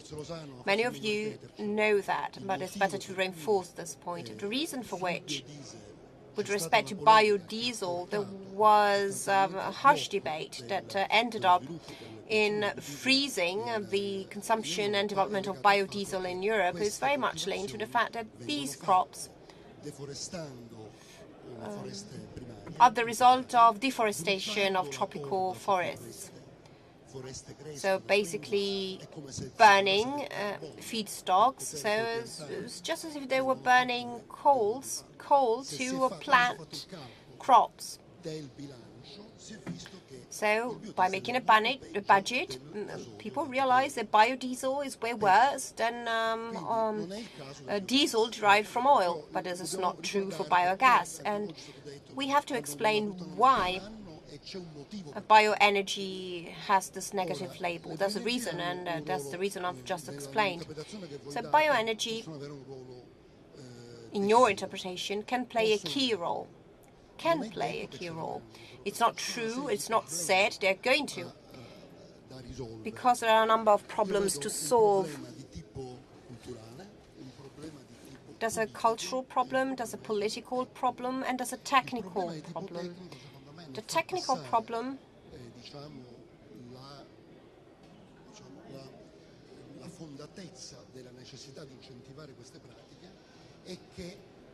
is that these practices have a positive effect, in my view, but the quantification of this positive effect is determined by a number of variables, and it's not easy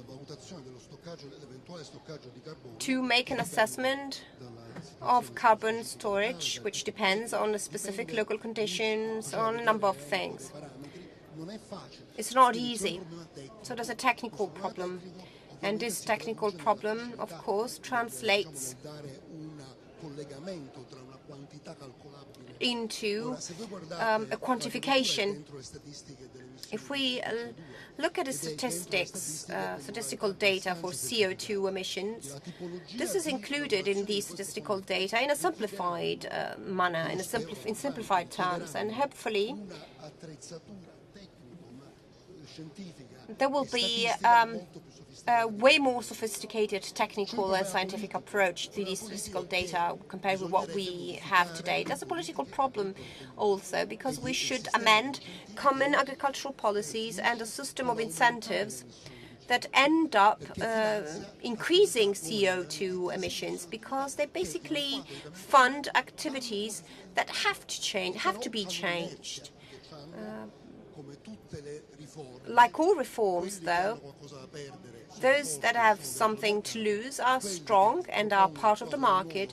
Those who are proposing something new that is equivalent to an innovation are weak and are not so many and are not that impactful. And then there's a cultural problem. A cultural problem?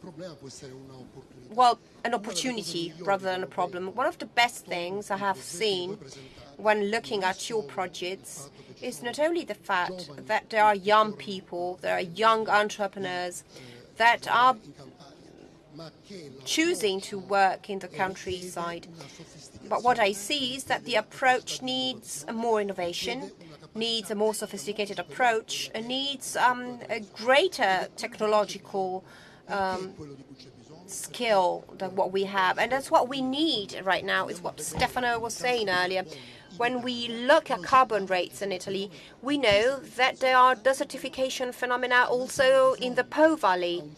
So we are facing a long-term problem that is going to get worse, because with climate change, these problems are going to get worse. And I'm referring to the fertility of the Italian soil, to the possibility and the ability of Italian soil to produce food. So this is culture that we have to share with our farms.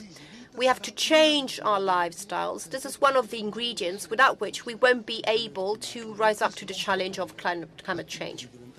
Greenpeace is not asking of everyone to become vegetarians, but we have to limit the consumption of certain meats. We have to produce differently, otherwise we won't make it. And luckily, as in other sectors, the behavior of new generations is changing, their attitude is changing, and Italy has an asset to rely on when we think of our countryside. And this is the lesson that we have to learn from your experience. So the future will be a hybrid between old things, very old things, and very new things. And this hybrid scenario can be observed also in some of the experiences that you have gained. I come from Rome because I'm a dear friend of Stefano, but that's an exception for me, because I hardly ever attend conferences or meetings, because I don't believe very much in words. Well, Greenpeace doesn't believe very much in words. I believe way more in examples, and yours are very good examples. Thank you.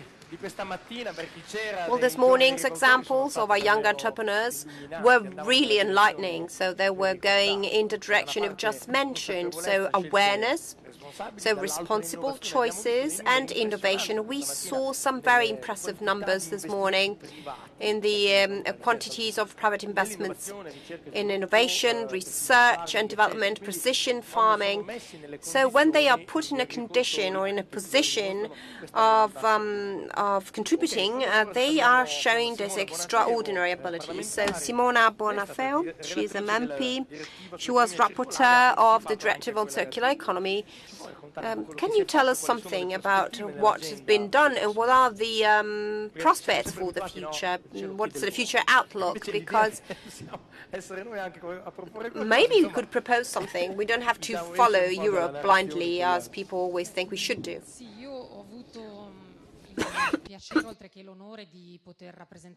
I had the pleasure and the honor to represent Italy as a rapporteur at the European Parliament. Talking about circular economy, we've been hearing more and more about circular economy, and just to explain what this is about, I would like to follow on the lines of what a previous speaker just said. We have to change our lifestyles and hopefully also, or possibly also, production styles, because our production model should be more environmentally sustainable. So the circular economy is trying to respond to this need for change in a more sustainable manner, and it is trying to do so, in a nutshell, not only from an environmental standpoint, because we know that we have to do good for the environment, because the planet is the context in which we live, but there's a tricky word here, economy, so we should try to do some economy. I like to talk about circular economy not as a mere environmental policy, which is, because it starts from the efficient use of resources, but it's an industrial policy, which is also sustainable. Maybe the only industrial policy that we should put in place over the next few years, and we can do this. We should do this in Italy, because the sooner the better, because of course we will be more competitive, and in Italy we have innovation enough to go in this direction, and that's a direction we should take also to mitigate the big challenge that we have to rise up to, the challenge you have talked about, which is also today's slogan, climate change. We have realized that it's something that is looming on us, it's something that is going to have an impact on the new agricultural models. It's something that we don't deal very much with or enough with. It's not enough to limit CO2 emissions. Well, carbon storage is another very important issue, and we need carbon in the soil, because it's right from there that we derive the nutrients for our crops, for livelihood. So, and it's something that we have to address consistently and not marginally. How can we do that? So how have you done it? And tell us also about the outlook for your agenda. So we have gone back to the basics. So we have applied the principles of circular economy. We have applied them to farming. So agricultural waste should be put back into the agricultural cycle. It might be biogas, but it might be also a substitute for chemical fertilizers. And in an agricultural system like the Italian one, it can place more value on made-in-Italy production. So with a package of measures for circular economy, we have taken even a step forward. We haven't limited ourselves to agricultural waste, but also organic waste. So, for example, a mandatory separate collection, which we already do in Italy, but it wasn't like that throughout Europe, and recycling of separate collected waste, because sometimes we just focus on separate collection, whereas what really matters is recycling waste that's been collected separately. We recycle only a very small portion of this waste. For example, the case of Milan, there's separate collection in Milan, but there's recycling, and there are biogas plants that can be very useful to produce clean energy and to contribute to the whole separate collection system. So this is a model we have to look at. And of course, the circular economy is just part of the challenge that is ahead of us in Europe. We've got others. You have talked about RED, so Renewable Energy Directive, and alas, we didn't manage to promote our concepts to the fullest. So, but of course, we haven't thrown the towel in with respect to the production of advanced biofuels, but I'm thinking of Horizon 2020 and funds for innovation. There's still an option. These new industrial model systems are strongly linked to the ability to innovate. It is embedded in the systems, and that are great opportunities that the European Union is offering us. So that's something we still have to work on, but it's something that should be done, because one thing is words, while examples are another kettle of fish. So biogas done right is an example that we have brought to Europe that has been, of course, enhanced and praised in several meetings we had. Also Vice President Katai that has acknowledged the work of the Italian consortium. Thank you very much, Simona Bonafè. Now Giampaolo Vallardi.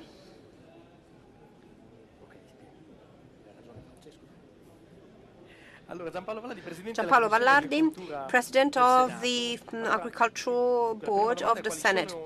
So the first question, what are the presuppositions for the transposition of the Directive RED II, and what about the debate that is currently taking place within your Agricultural Board? Thank you for the kind invitation and this important conference on biogas done right. Well, we've been talking about biogas for some time now. There have been hearings, there have been a few meetings, and a few more will take place. Because apart from my personal idea of biogas, because I strongly believe in it, I think it is an exceptional example, a great example of circular economy, but we're going to elaborate on this in a minute. I think it is definitely helpful for agriculture from an economic standpoint, especially in such a difficult time for agriculture.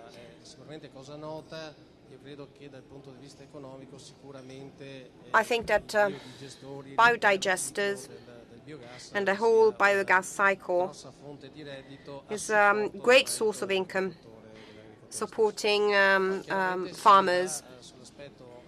And then, of course, there's an environmental side, which is not secondary at all. It's even more important, depends on the viewpoints. And I think we must overcome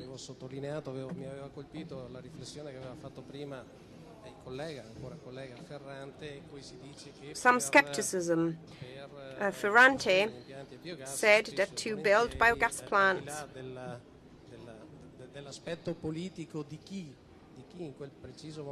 apart from the political affiliation of who's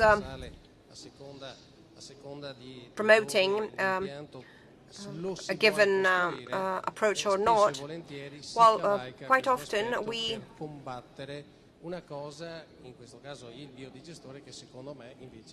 have to come to terms with people that are against something that is extremely positive from an environmental standpoint, i.e. the biodigester. And so I think that policy making should focus on this, to make people understand the biodigesters are friends with nature, are friends with citizens. So 3 years ago, I was at the inauguration of a biodigester in Veneto, the Veneto region, and there was Father Ciotti. And when we explained to him how this worked, he came out with a very simple phrase, and he said, in the end, you haven't invented actually anything. You have just done what God does every day in nature. So everything is transformed and nothing is destroyed. And this in order to explain that biodigesters from an environmental standpoint are something decidedly positive. In the Agriculture Commission, to speak about concrete aspect, we are following the development of the directive on nitrates.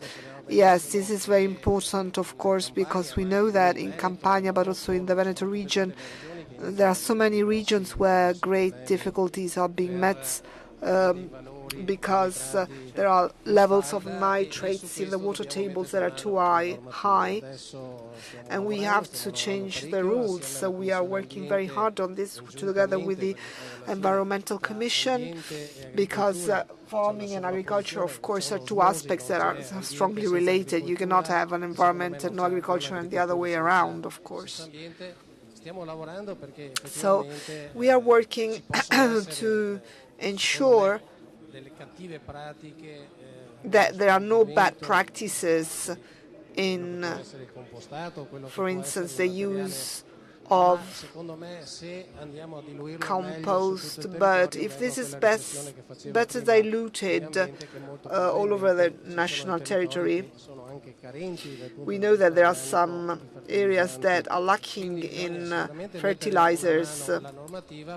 So we need to address these things with a positive approach through a regulation, understanding that the biodigester is a resource, not just in terms of fertilizers where there are problems, but also in terms of fuels themselves, because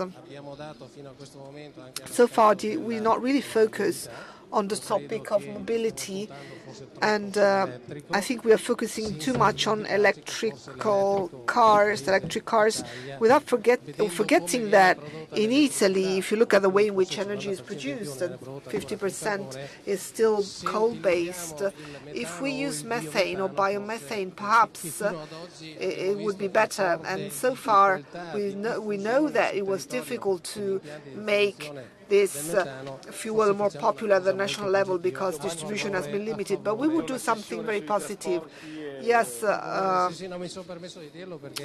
decided to bring up this topic. I know you are going to speak about it tomorrow, but still I've been having a methane-fueled car for 8 or 9 years, but in many Italian regions there are no methane stations. This is a problem, and at the political level, we need to do something. There is a lot of work to do, but I think that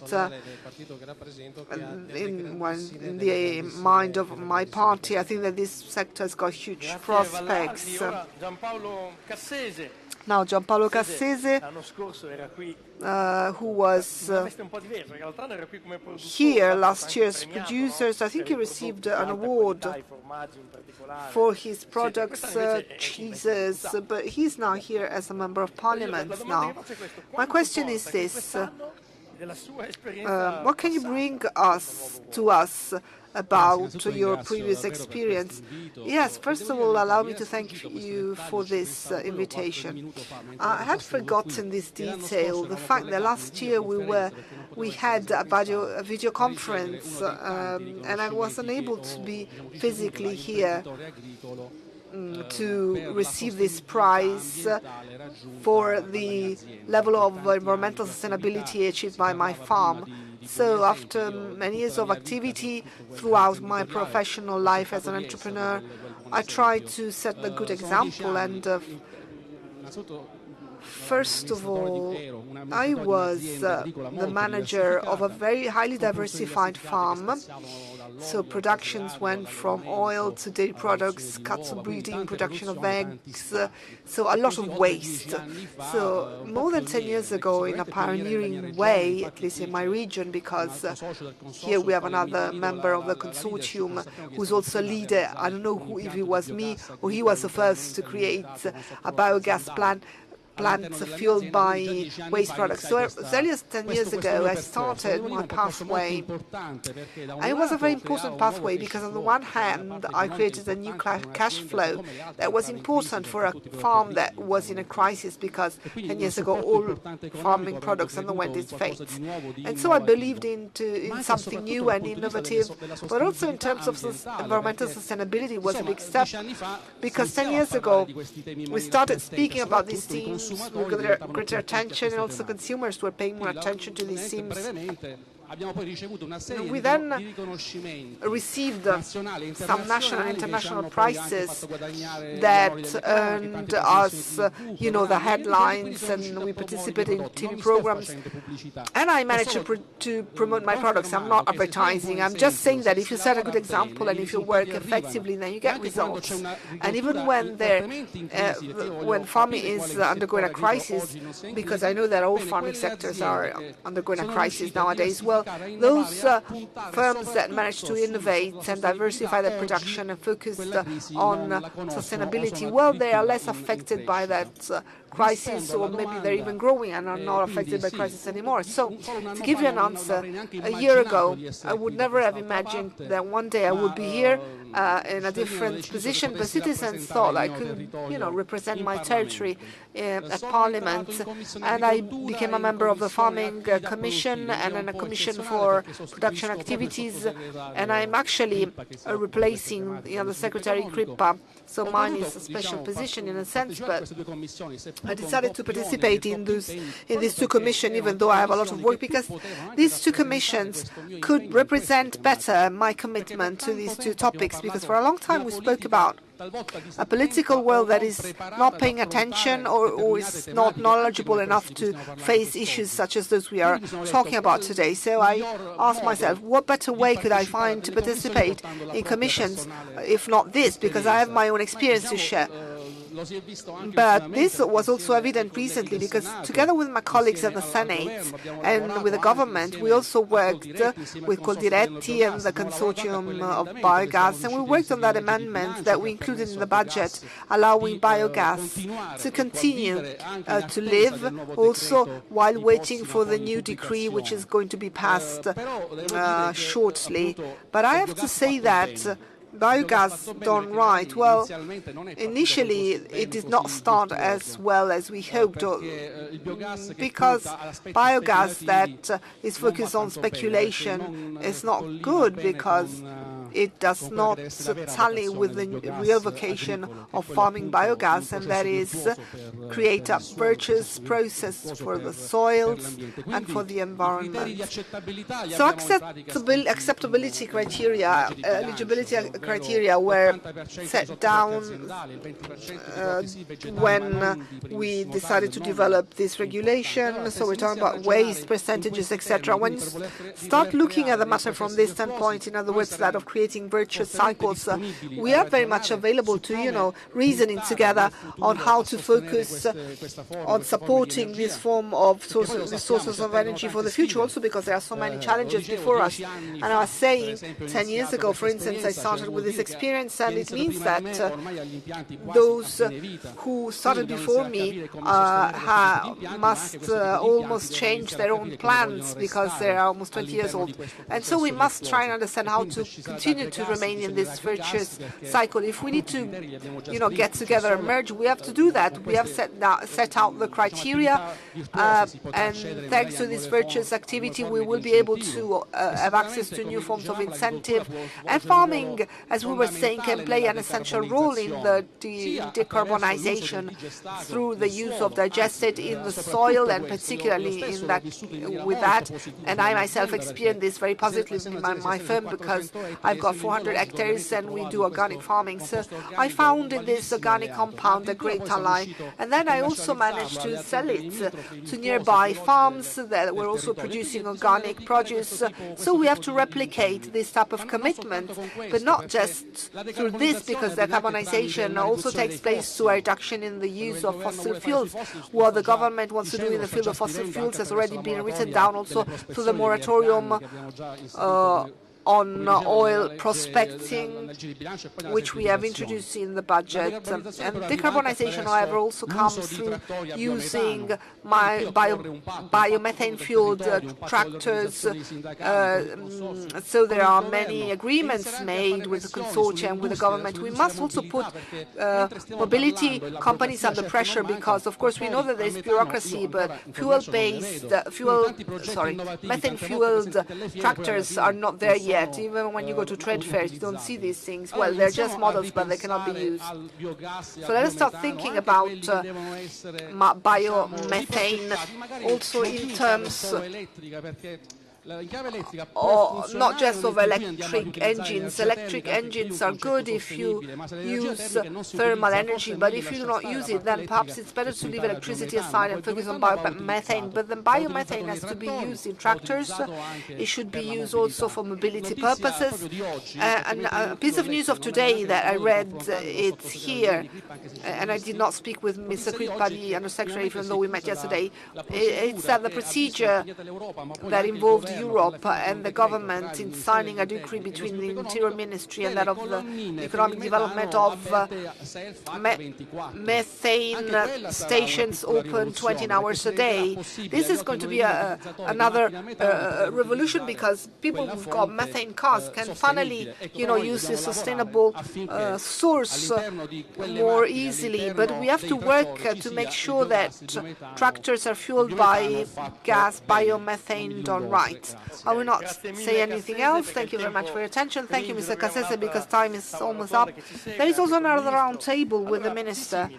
So, Lega Ambiente endorsed the platform on biomethane.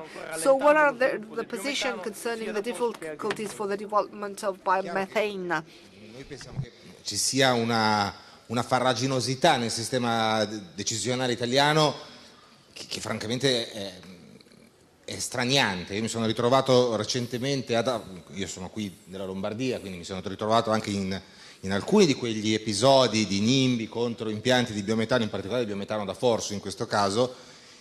In alcuni casi mi sono anche confrontato con impianti mal localizzati, urbanisticamente sbagliati, con problemi di trasporti in contesti già fortemente urbanizzati, in cui dico è la scelta localizzativa che è sbagliata, non la tecnologia. Okay. Vedere che poi alla fine nel decidere se fare o meno l'impianto l'unico aspetto decisivo era la mancanza del decreto per quanto riguarda il tema dell'end of waste, del metano, io la considero una presa in giro. Cioè io, se c'è una scelta localizzativa sbagliata, mi confronto con la scelta localizzativa sbagliata, ma che io debba appoggiarmi dal punto di vista del politico locale, dell'ente provincia che deve rilasciare le autorizzazioni, qualche cosa, con l'unica pezza che è la mancanza del decreto che dichiari il biometano end of waste, mi sembra che ci stiamo prendendo tutti quanti in giro, stiamo creando un alibi alla politica per non scendere, per non giudicare le scelte e per sostanzialmente utilizzare la mancanza di uno strumento che è gravissimo che manchi, è una grave carenza della politica nazionale in questo momento, perché diciamocelo francamente, come si fa a considerare il biometano ancora un rifiuto per il biometano che viene da rifiuti? Cioè sarebbe come dire che i fumi da inceneritore sono rifiuti. Allora, se è così, diciamocelo e diciamo agli inceneritoristi che prendano i loro fumi, se li impacchettano in bei bomboloni e se li tengono lì, perché anche quello dovrebbe essere conseguentemente un ancora non end of waste. Ecco, io credo che dobbiamo, se vogliamo fare economia circolare, se ci crediamo veramente al tema dell'economia circolare, questi aspetti vanno affrontati e risolti con un'azione regolativa su cui non sono ammessi ulteriori indugi. Chi in questo momento governa il nostro Paese non può avere ulteriori alibi per dilazionare le scelte e per dare gli strumenti e le certezze necessarie alle imprese per fare le loro scelte. Da questo punto di vista non ci piove. Sul tema più generale di come poi queste attività si localizzino sul territorio, appunto il tema è sempre quello che è stato già evocato poc'anzi. il bene va fatto bene, vuol dire che per esempio investimenti che hanno a che fare con la realizzazione di grandi impianti, di impianti per il biometano da fonte agricola, a mio modo di vedere devono essere investimenti che non sovvertono la struttura del territorio agricolo e dell'attività agricola che vi si svolge. Affrontiamo il tema della governance per quanto riguarda il come questi investimenti si calano all'interno del tessuto rurale. Promuoviamo l'associazionismo di impresa per evitare che, come è successo talvolta anche in Lombardia, gli investimenti in capitale legati alla realizzazione di impianti di biogas o di biometano, oggi di biogas sostanzialmente, siano un ulteriore incentivo alla concentrazione aziendale. Io credo che dobbiamo salvaguardare la dimensione aziendale per quella che è, sapendo che determinati investimenti che invece hanno una soglia di capitale molto più alto devono essere fatti all'interno di una visione che favorisca l'aggregazione, i consorzi di filiera, la cooperazione tra aziende, per evitare appunto che oltre all'incentivo occulto dato dalla PAC, che ha spinto in questi decenni a concentrare la proprietà fondiaria, ci siano anche gli investimenti in capitale che in qualche modo dissestano più di quanto non sia già stato dissestato il panorama, il mosaico delle aziende agricole italiane, soprattutto in pianura padana. Grazie Damiano Di Simine. Una domanda per Beppe Onufrio di Greenpeace. Come fare a comunicare questo nuovo modello di agroecologia, gas rinnovabile, eccetera, a livello territoriale? Come comunicarlo? How can we communicate this? Non abbiamo questa competenza specifica. Però voi a comunicare, siete bravi, insomma. Però io credo questo. I believe that there is a know-how problem. In other words, the good examples you have illustrated are good practices that were born at the grassroots. And differently from the management of other countries, they have a level of complexity that is slightly higher. The complexity level is not related to technology, but it is related to the circularity of productions. In other words, the idea that you get into a circular process rather than a linear one. Well, I think that we are a strange country in many respects because, and I said so last time and I want to repeat it, because this is the only type of approach we can take. We are a country of Lilliputians, and where for 50 years the political arena has only supported a few Gullivers who were there. And the Lilliputians came then second. But we are a strange people because we have got structural difficulties in generating and circulating innovation. Because if we look at the other countries, this is a task usually of medium-sized enterprises. And medium-sized enterprises are those marked by the highest level of innovation. The small ones are too small, and the big ones are too big to make decisions effectively and rapidly. We don't have this segment, but we have an ability to imitate that is very interesting, and that explains some of the countries that have, some of the phenomena that have happened here. We cannot explain some Italian successes unless we consider that sometime ants communicate. So some pioneers begin, and then at one point there is a positive alignment. And we noticed this in the field of renewable energy sources. And I already made that example last year. And everybody can remember, for instance, the 9,000 megawatt record. And we reached 11,000 in last year. And we've got a much smaller market compared to the Germans. Then in the gas sector, some people were annoyed and that was a slow down, and even the plan that was presented by the government is not appropriate. So today, in the farming sector, it is a matter of examples, and I think that when entrepreneurs see that other colleagues are successful thanks to innovation, then I think that this is something that should be disseminated, and you as an organization should do that. So examples are the best thing. Of course, they should be geographically studied and promoted. Some things perhaps you can do in some regions and not in others, because of course this is related to farming and it depends strongly on geographical features. As far as national policies are concerned, there is still a war waged against fossil fuels, which are still there.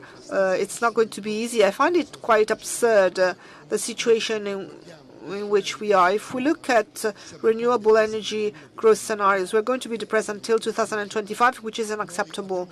So we have shown with the wrong instruments that it was sufficient to copy Germany with reference to incentives, and this is what the Berlusconi government did, but the Lilliputians were very fast in terms of their development. So we've got some weaknesses and some strengths. An intelligent policy making should reduce weaknesses and focus on strong points, because time is going to be the most important factor for us.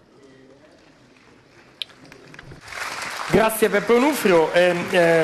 Una domanda per Simona Bonafè.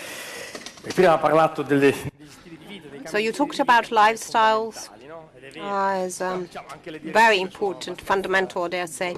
But directives are quite important too. So the question is what the role that a country should play in a development process in Europe. So it's a pretty challenging question. Well, there's no doubt that there are lifestyles on the one hand, but lifestyles can many times be promoted by the regulatory framework.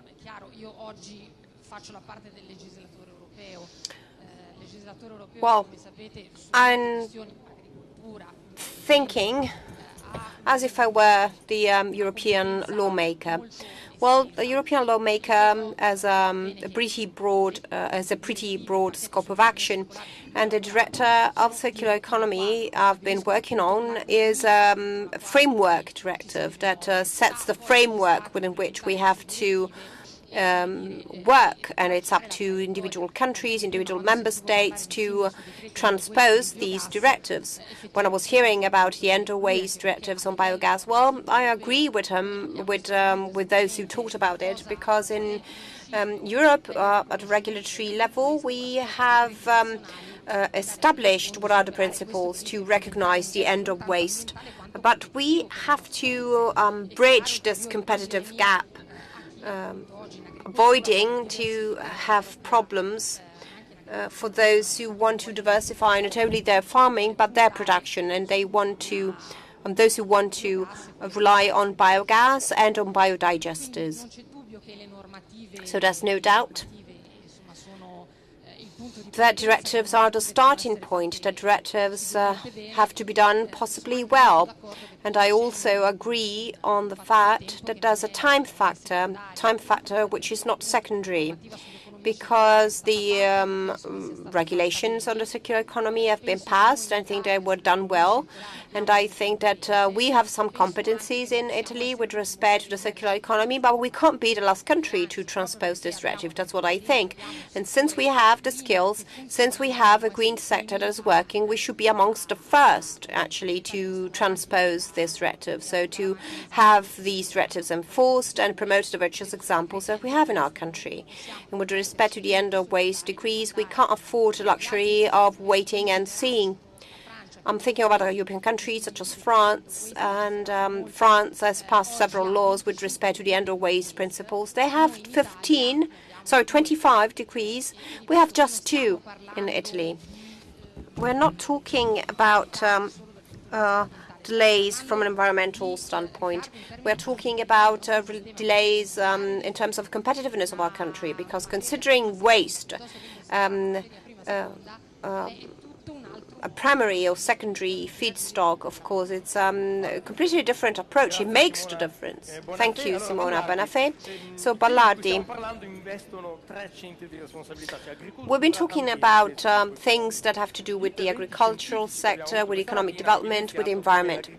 This morning we heard that agriculture is key to these three environmental aspects that have to do with competitiveness. So how can we translate this centrality, this key role in terms of coordination, political coordination across all the different institutional partners that are involved? Well, agriculture is key, and we'd like to welcome the Minister, first of all, who's just joined us.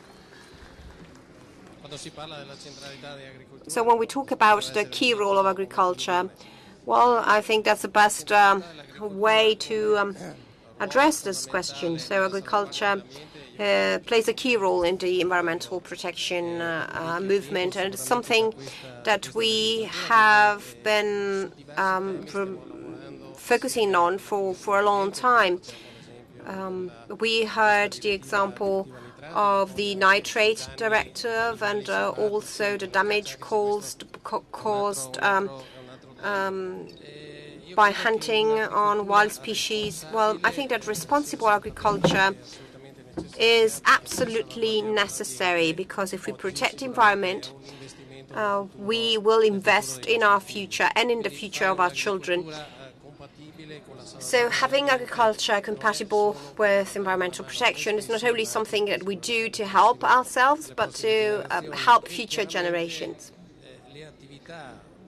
And of course, the biogas movement is an investment that goes in this direction. It has to be promoted with the production of compost, with the production of digestate. We are going to promote something that is more compatible, way more compatible with the environment than chemical fertilizers. And as you know, chemical fertilizers, I'm not the only one saying that, are not that friends with agriculture. Maybe they were friends with agricultural income, but they have caused imbalances in the land use, for which we are paying now, and dearly so. So the digestate and the compost are environmentally friendly, but are also very important for the stress test of the land, but it's another kettle of fish. So we have to promote that. To conclude, I think that agriculture is friends with the environment. It definitely is. So agriculture, tourism, environment, these are all questions that this government, the incumbent government, has been approaching, and successfully so, given the great results that we have achieved. But I'm sure the Minister will elaborate on this in a minute. Thank you very much. So Cassese, a last question to conclude. What about the outlook for biogas and biomethane in our country? What about the future? Well, now the Minister is here, so I would like to repeat everything I said last time I took the floor. Well, joking aside, we have to think about the future together. No one can make decisions on their own, so we have to decide together, thinking about the guidelines for the future. We have to keep promoting biogas done right. We have to make sure that what was not is going to be. I see Engineer Culisi here. We were thinking about an event to be organized in Parliament, and I would like to promote that. There's the Minister here, there are colleagues from the Senate. So let's organize an event in Parliament. Let's start thinking on common and shared approaches. So you don't have a magic wand to solve the problems of Italian agriculture. We have to start from a common starting point. There are some concrete examples that can be transformed into a model, can be more easily exported for our country. And I won't talk at length, but we will try to organize this event ASAP. Thank you very much. So that's almost the end of this panel. So I would like to ask Fabio Fava from Ecomondo to say just a very last thing, and then we have news for you at the end of this panel. Just to go back to carbon, We need to be fast. Dr. Bozzetti was talking about the percentages of organic matter in our soil, but it's no easy process. We need research and innovation. It's not enough to have organic matter made available and make it be absorbed by the soil. We need to make sure that chemicals do not hamper the whole process. So there are delicate and sensitive balances. It depends on the soil, depends on the area, it depends on the growing technique that is used. We need to work together, and the European Commission is pushing us in a position of doing so. Italy is in the front line, so we must translate into practice what we hear in these European projects with 20 partners, with lots of resources. Sometimes we don't translate theory into practice. That's what's missing. And often many interesting results stay on paper in the reports that we publish, but they are not translated into practice. We need regulations. We need practical approaches, and this is the most important thing we tend to forget about. That's a great opportunity. There's lots of material ready. We have to work together to make sure that this material translates into practice. Thank you very much. Thank you, Fava.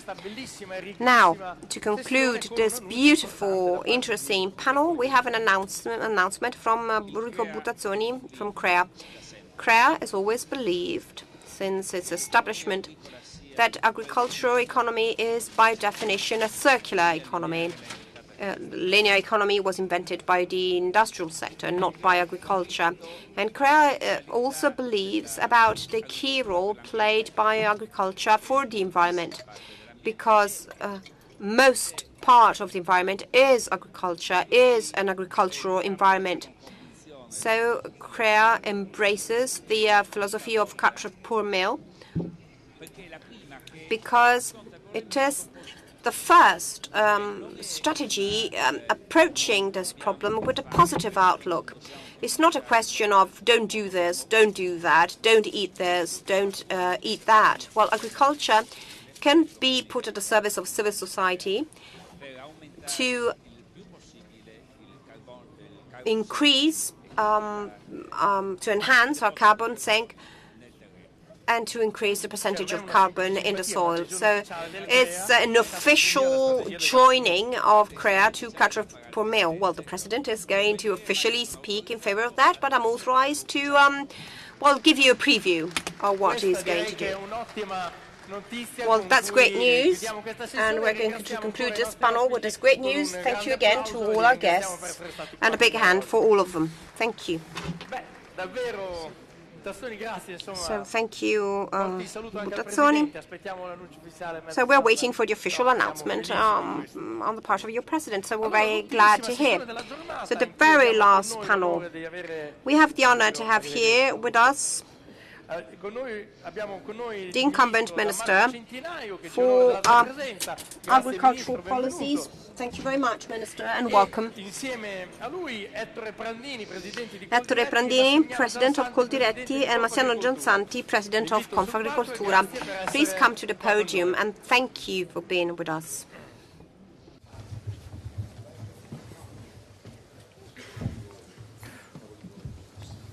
Ok, allora iniziamo con qualche domanda a Prandini, Coldiretti. Allora, quale ruolo per l'agricoltura?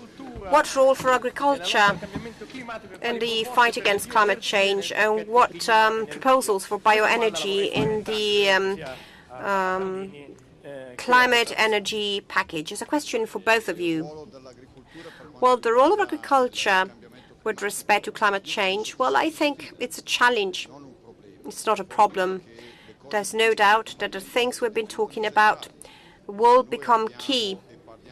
We talk about sustainability. We talk about giving concrete answers to everything that is circular economy. And the first thing that comes to my mind is it circular economy to pull down plants that are working. So we are going to ask our institutions to guarantee a sort of continuity, because if something works, it should be kept working. That's the first step. And we will also say that we have to place more value on everything that was considered to be a problem and which is not. We think it is a great opportunity to use livestock waste and things that were seen as a production waste and turn all of this into something that is profitable for our businesses. And this is possible thanks to biogas or biomethane plants. Bailardi talked about the work that was done with the government to recreate the presuppositions, the starting points for new incentives, plans up to 300 kilowatts on biogas plans, thresholds. This is a work in progress to contribute to a deeper change regarding renewables. We have created the conditions to make sure that there are no gaps in this regard. A year ago, we were in Rome, attending your conference, saying that this was not possible, but we have proven that when we roll up our sleeves and get back to work, things are actually happening. Thank you, Prandini. John Santi, same question, the role of agriculture in the fight against climate change and the proposals of bioenergy. Well, as Ettore said, I think that we are facing a very important challenge.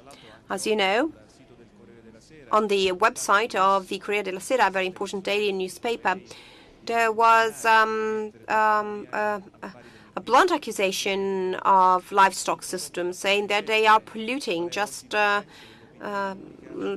like any other pollutants. Well, I think we should think about our work and what's the role of public opinion with respect to our work. We have a great opportunity, and we have to show and prove that we can give an important contribution to the fight against climate change. So the opportunity that lies ahead of us, and I think that the role of Minister Centinaio will be key, and all the other ministers that will have the capacities to speak in this behalf, will be how to reconvert the Italian production ability in not emitting ammonia, but using that ammonia to become an opportunity. So we are no longer going to be blamed, but we're going to be the ones in favor of this fight against climate change, because without a proper relationship with nature, we will never be able to do business. In the latest presentation delivered by the Intergovernmental Group of the United Nations, attention is paid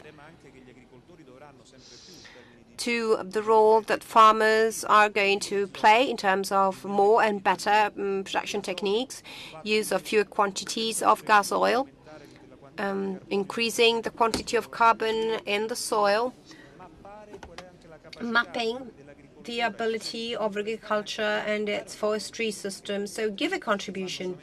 Otherwise, we will only be given a bill of what we have to pay without thinking of the potentialities of keeping carbon. I think the challenges of the environment are important challenges, even if we take into account the effects of climate change, effects that most of the times are having an impact on agriculture, because the damage caused by climate change cannot be calculated. I was in Rai State Television yesterday, and I was saying that a 1 degree Celsius temperature increase is causing damage also to the quality of durum wheat, for example. So this is jeopardizing the work of our farmers, and so we should give contribution to the fight against climate change. And I believe that the role of livestock and of cattle breeding is extraordinary to prove that we can give a positive contribution. Thank you, John Santi. So this morning we talked about this. And based on the latest report, the growth of renewables alone is not enough to keep the temperature increase within 1.5 degrees Celsius that can guarantee survival on our planet. We already recorded a 1 degree Celsius temperature increase out of 1.5. So renewables are not enough, and we have to stock CO2 in soil through agroecology. So, Minister, after hearing from the associations, your choice is a very important political choice. So you kept powers regarding the environmental policies. So what's the importance of these policies in your government program? Un'importanza fondamentale perché come It is very important because, as Ettore Massimiliano just said, we have a challenge to rise up to today, which is not only a challenge linked to agriculture, to improve the performance of our farmers, or to produce more, or to produce differently. So the challenge today is different compared with the past, in which the farming world has to accept the idea that farming is also protection of the environment. It entails new technologies, and it's also forms of income that are different compared with the past. So when you start working in Europe through important tools such as the CAP, and this has brought about an open debate on protection of the environment. Nowadays, this topic was bound to also become one of the responsibilities of the minister. And as it was rightly said, it is a cross-sectional topic, and therefore I would like to address it directly. Now, the goal we have set is ensure that agriculture and farmers can benefit from this choice, because this is what it is, the fact of having biogas plants. So the fact of being able to benefit from it can allow a farm to have an alternative source of income that can... Yes, but Mr. Minister, if you had been here this morning, you would have heard the fantastic contributions of the young farmers, and you would have heard from their own voices how much this choice was decisive in terms of promoting the well-being of their farms. So I really invite you to go and listen to what they said. I think I can safely say that their contribution was quite touching, and I apologize for, making this comment. Unfortunately, this morning I had a meeting on horse racing. There was a big problem I had to solve, so I could not attend this morning session. So I apologize for interrupting you, but I really wanted to draw your attention on this. Anyway, I can say I'm happy to see that this panel is so varied. What I can say, though, is that for decades, and in all sectors, not just farming, we've been in a situation that even those who did well, they basically looked at their own backyard. So before the greatness of these choices, I think we should go beyond our own backyard. As a father, I think we should be thinking of our grandchildren. I'm thinking about myself when I'm 80 years old, sitting before my fireplace. Then, my children come in with their children, and I would like to be able to look them in the eyes with this serenity of someone who can safely say, well, I've done my best.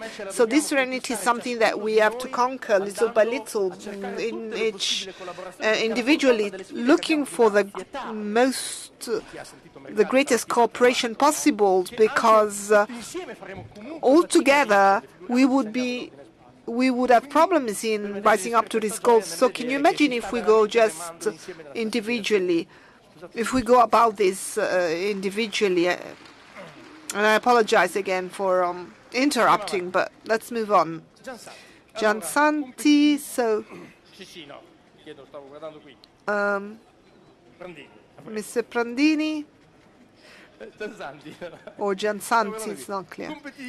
So competitiveness and sustainability are increasingly strategic for agriculture, and a new model has been developed aimed at producing more with less. And we spoke about this with our professors. So your associations, how can they think they can consolidate this model? Well, I think that the challenge is precisely that of showing what we can do and that we haven't really done completely so far. Agriculture has got huge potential, and which is unexpressed, so we must have the strength and the ability to do things. Now, over the years, probably, we very often thought without being really rational.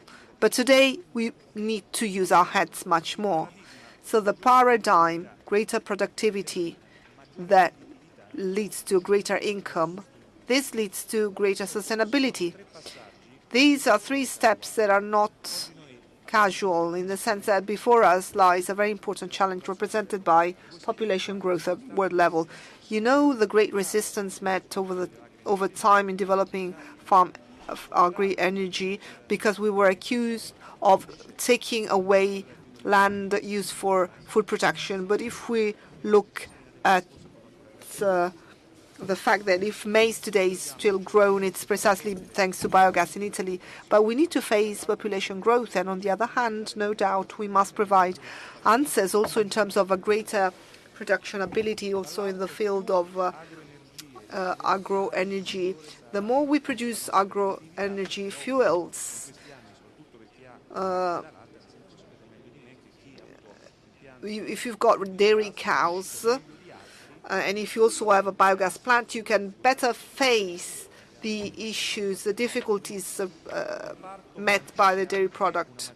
So this grants a greater profitability regardless of what you do. And the aspect of profitability always has to be borne in mind because Italian farming sector, just like other industries in Italy, is based on income, on profitability. It doesn't go well regardless of what you do. This is no longer the case. The market is global.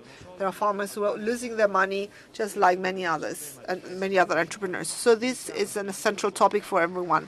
We are just entrepreneurs as the others.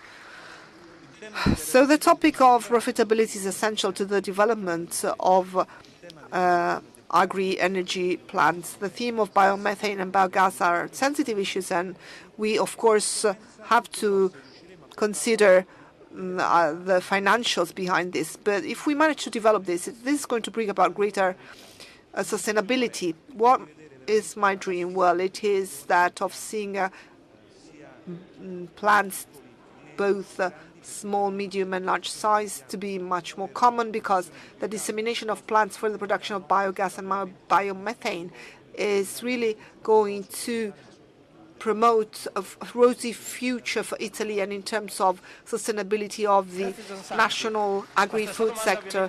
Thank you very much. I would like to ask the same question to Mr. Prandini. So how do you think you can support this model of the biogas on right? Well, I think that, as in all things, we heard what the CREA said earlier, and we heard what the research bodies are doing, and I'm thinking of a research that can be carried out by the public sector leading to concrete results. And what are they? Well, if at the beginning biogas plants to function had to also be based on cereals, today we can safely use also the byproducts, at least as the main ingredient. And this is a further benefit because this entails savings for the farm. Because if I use everything that before was waste, I turn it into a great opportunity. And this undoubtedly becomes something that also in terms of sustainability is even more evident and perceived by citizens. But against this, I also would like to make some comments. So for instance, we cannot accept one of the proposals that has been included concerning ammonium emissions levels proposed by the 5 main regions of the country, Lombardy, Piedmont, Emilia-Romagna, Veneto, and Friuli, where they said that it is sufficient to cover the vats, the tubs. This is idiotic because this way we're not giving an answer. Actually, we're creating a mechanism whereby we will introduce even more ammonia into the atmosphere, particularly in the summer months. So we need to reason more carefully on these things, and we have to bring concrete examples instead of just saying what we need. But what we need is enhance employment within farms, improve profitability, sets the stage, which we are doing in Lombardy, for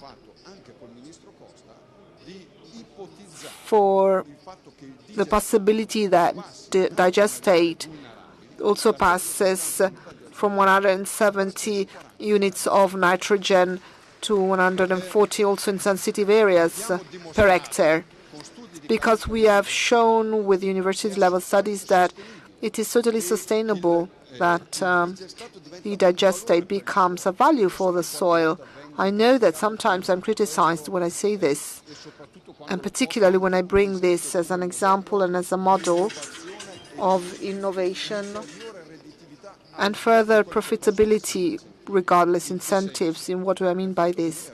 Well, there's the fact that we have a system whereby we have focused on chemicals, particularly in areas where there were no farms. We created a certain amount of desertification in the soil. So in order to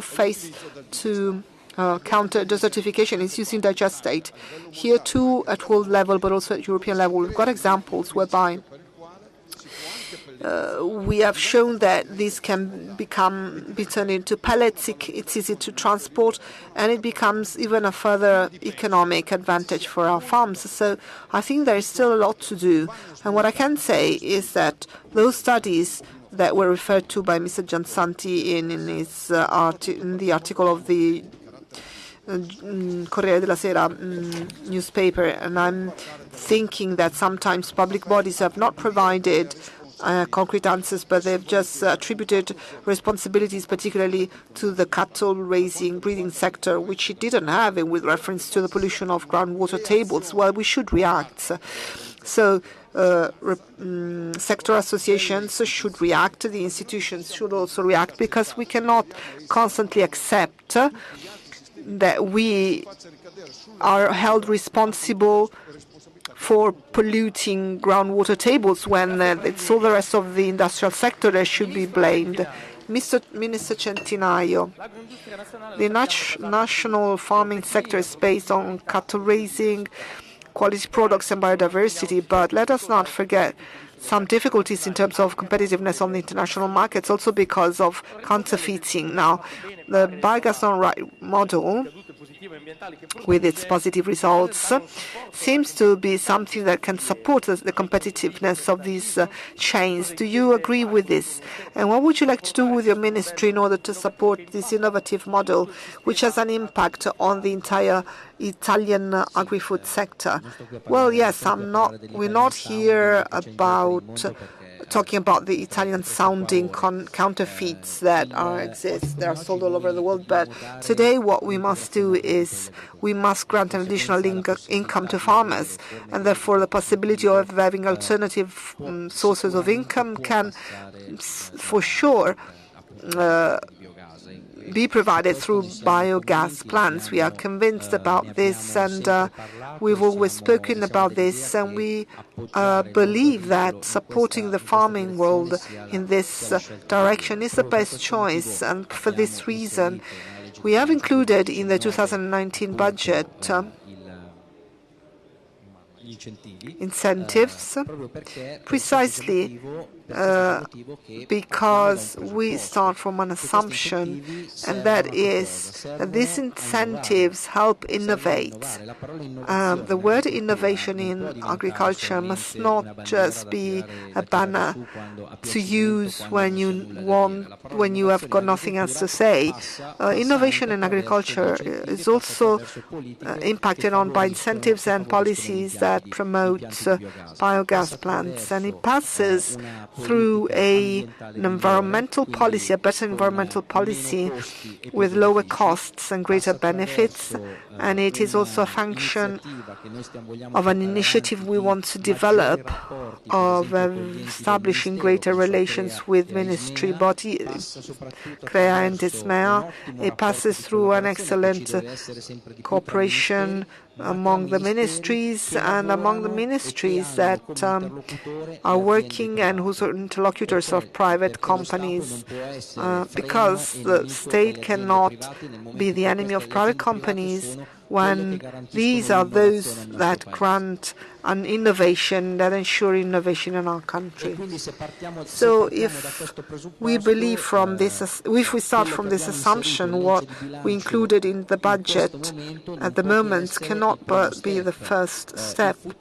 And the future passes through what? Well, as I was saying, it passes through a number of initiatives that need to be carried out by all those who actually work in order to promote innovation, because today Italian agriculture is increasingly managed by young people.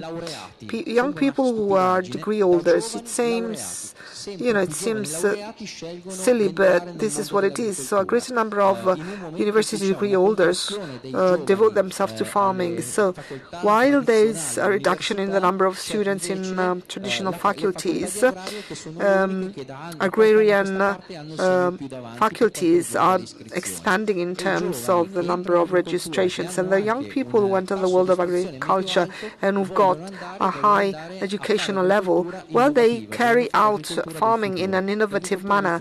They want to promote the farming of the future, and the farming of the future goes through all this. Mr. Prandini, well, biogas plants have become almost strategic infrastructures in the territories where they are placed, and they can ensure flexibility to the current energy system also for the future. So what proposals are made by your associations in order not to stop any plant, but in actual fact to promote the establishment of many new others?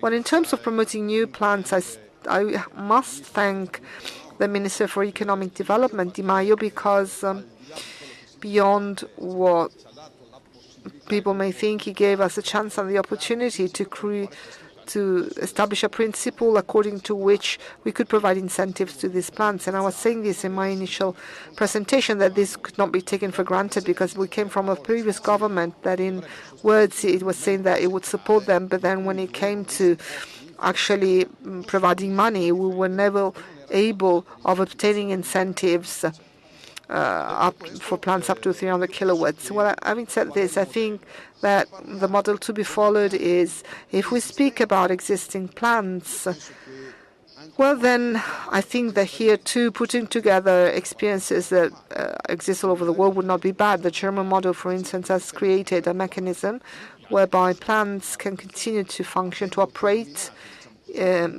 even when the main incentive has come to an end, because there is an amortization cost for the plant itself. And today they are used depending on the actual request in terms of fuels. But then we must change the model as we have known it up until today, rather than close them down, rather than demolishing plants. I think it would be best to start our reflection on them. And I also think that there isn't just biogas, and there is also biomethane. As far as biomethane is concerned, as an organization, we've made an agreement with Eni in order to develop biomethane plants within the country, because even if we don't have liquid methane, we can still provide this country a great opportunity for growth, thanks to farms. Why? Because we have made commitments at the European level whereby we commit to shifting, depending on the type of fuel, so from diesel fuel to liquid methane. Also, our lorries have to be fueled with methane. And then there is also the naval sector. So if we establish a principle whereby we start also creating stations to refill the tanks of cruises with liquid methane, and part of this liquid methane may also come from farming, well, I think it would be something that would be very intelligent and smart to do, to develop. If we work hand in hand with one of the best Italian industries, then I think this is something we should support. I would like to say something concerning the previous round table on the topic of waste that can be reused. Well, in this case, we're not against it either. We are against it when we start seeing a principle whereby they move from one region to another. I prefer the principle according to which within your region you dispose of the waste you create, and you create a mechanism so that also from the standpoint of sustainability and soil quality, you will not end up by burdening other regions with waste from other regions. Recently, some regions have had to dispose of more than 50% of waste coming from other regions. Same question to Mr. Giansanti.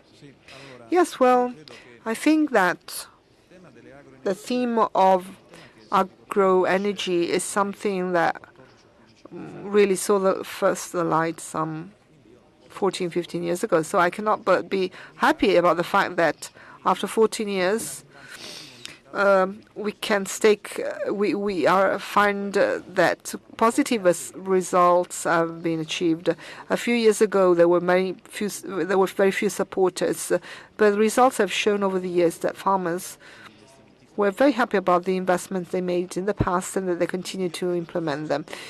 So I think that this sector is nowadays important and essential for agriculture, the agricultural economy, and this sector should be further developed. And I think that the agricultural policy ministry should have even greater responsibilities. I don't want to start up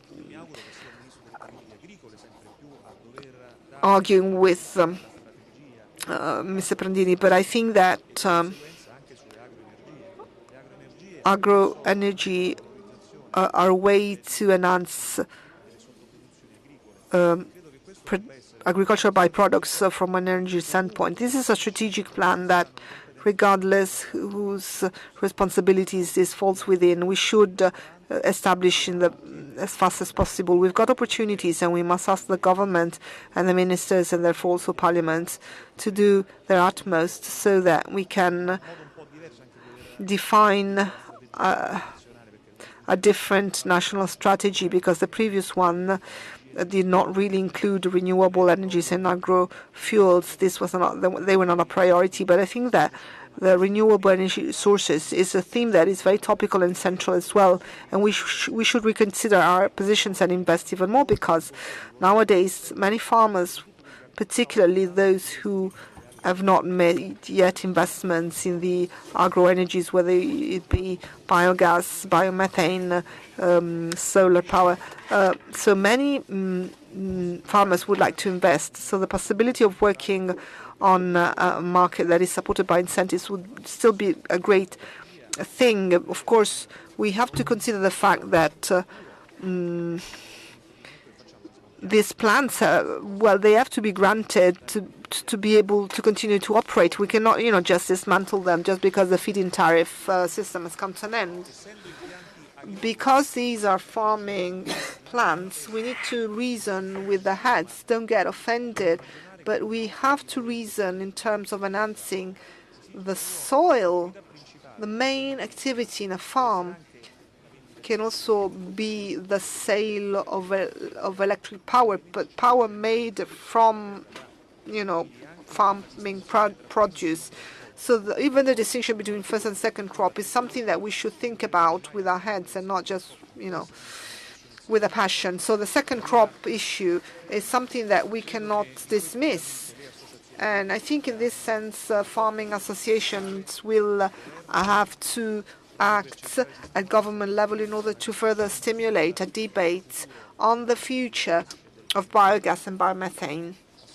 So, of course, every different association will come up with different agreements, and in 2016 we made an agreement with the CIB to launch a platform with SNAM and with CNH. So I'm happy that we are all trying to give their own contribution in their own way, but this is, again, something that brings results to farmers, because what myself and Ettore are interested in is not just theoretical aspects, but the actual results for farmers. So we have to make sure that we bring a greater revenue income to Italian farmers.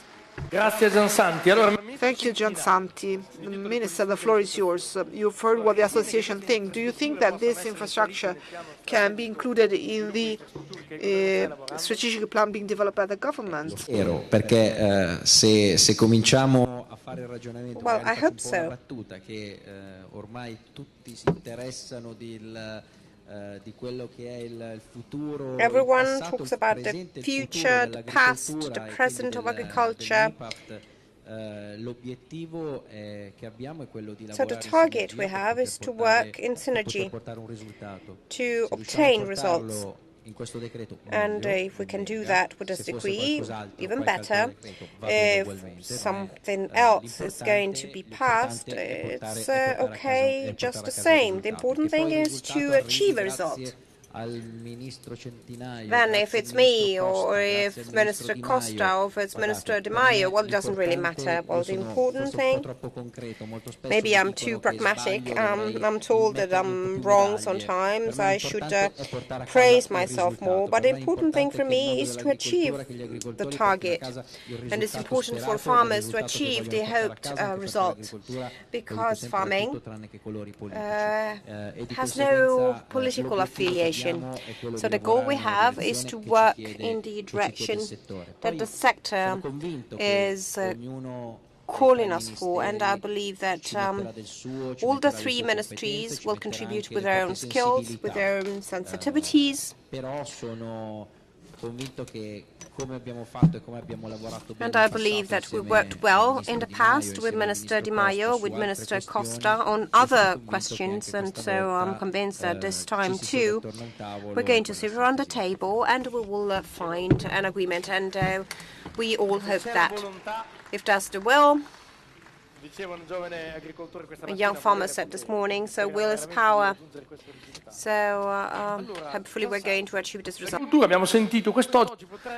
John Santi, we heard this morning that agriculture could produce an advanced biofuel that is 100% made in Italy. What are the proposals you're making to support its transition to biomethane?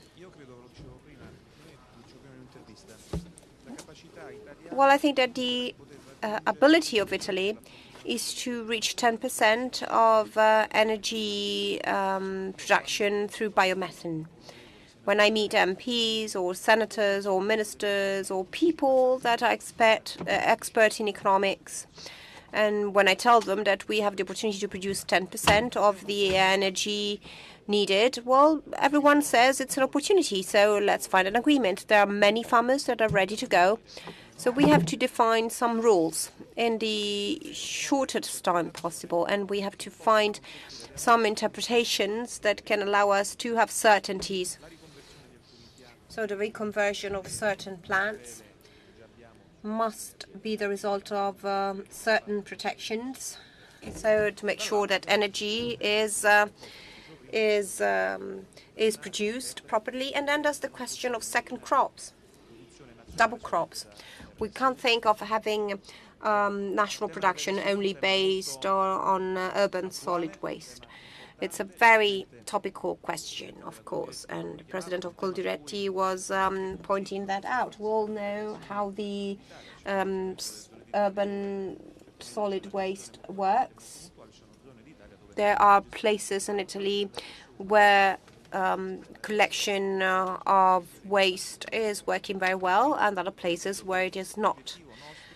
So our goal is that of giving strength to a sector that is agriculture, to a supply chain that is agriculture. I'm a farmer. I have a farm near Rome. The mayor of my town came to me and said, I know that you asked for the permit to build a biomethane plant. Well, only if you collect all the solid waste from the town, you will be given this permit. Well, I'm not a landfill. That's what I told him. I think it's an extraordinary opportunity. So we could use fuel for our trucks, for our tractors. Well, one of the main cost items for us is energy expenditure. But if I produce methane, I also would like to use it. I I would like to be efficient, because in a circular economy, there's also circular profitability. So I think that what we have to work on is to have a future clear in mind for agricultural methane. There's a tremendous opportunity to produce energy. We need to enter into agreements at the sectoral level to promote the use of this product.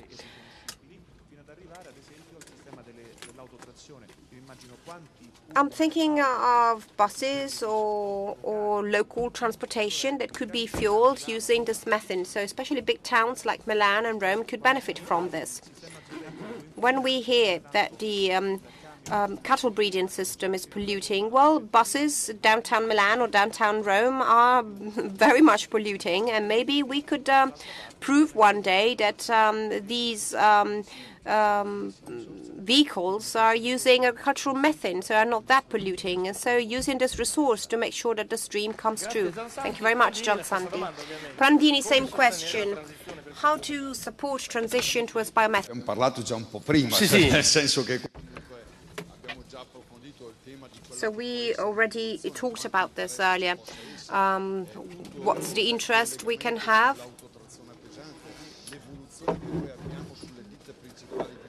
The main transportation firms are already converting their fleet to traditional fuel, to liquid methane. So this is a great opportunity. But I'm also thinking that apart from the percentages that John Santi was mentioning, so how much we could produce in terms of liquid methane, we must support these processes. We shouldn't make the mistakes of the past. When it comes to bureaucracy, for example, because every time we have to build a plant, there's red tape, there's lots of achievements and fulfillments. And this has nothing to do with sustainability, and this is something key. Why sustainability? Today, the fact that we are pushing to realize biogas plants or biomethane, well, this is something we could work on to sustain the quality of the Italian food. It's thanks to new mechanisms like blockchains, where you can fill with data the contents of the processed product. So everything that regards production, energy, sustainability becomes key in what we have talked about, that is to say, circular economy. Otherwise, people won't understand what we're talking about. And if through blockchains we can also solve what the minister said, the question of the Italian funding products, because everything becomes, of course, more approachable for consumers, I think we've done our best. Allora, concludiamo questa sessione con l'ultima domanda al Ministro Centinaio. Last question to Minister Centinaio. What's the plan for the future? So we've talked about innovation today, we've talked about environment, we've talked about new technology, we've talked about future, we've talked about young people, new generations, young generations, we've talked about different agriculture, we've talked about agriculture. So let's start from this. We haven't talked about anything else. We have talked about agriculture. So we are going to start from there. We're going to start from agriculture, and starting from there, the goal we have set is to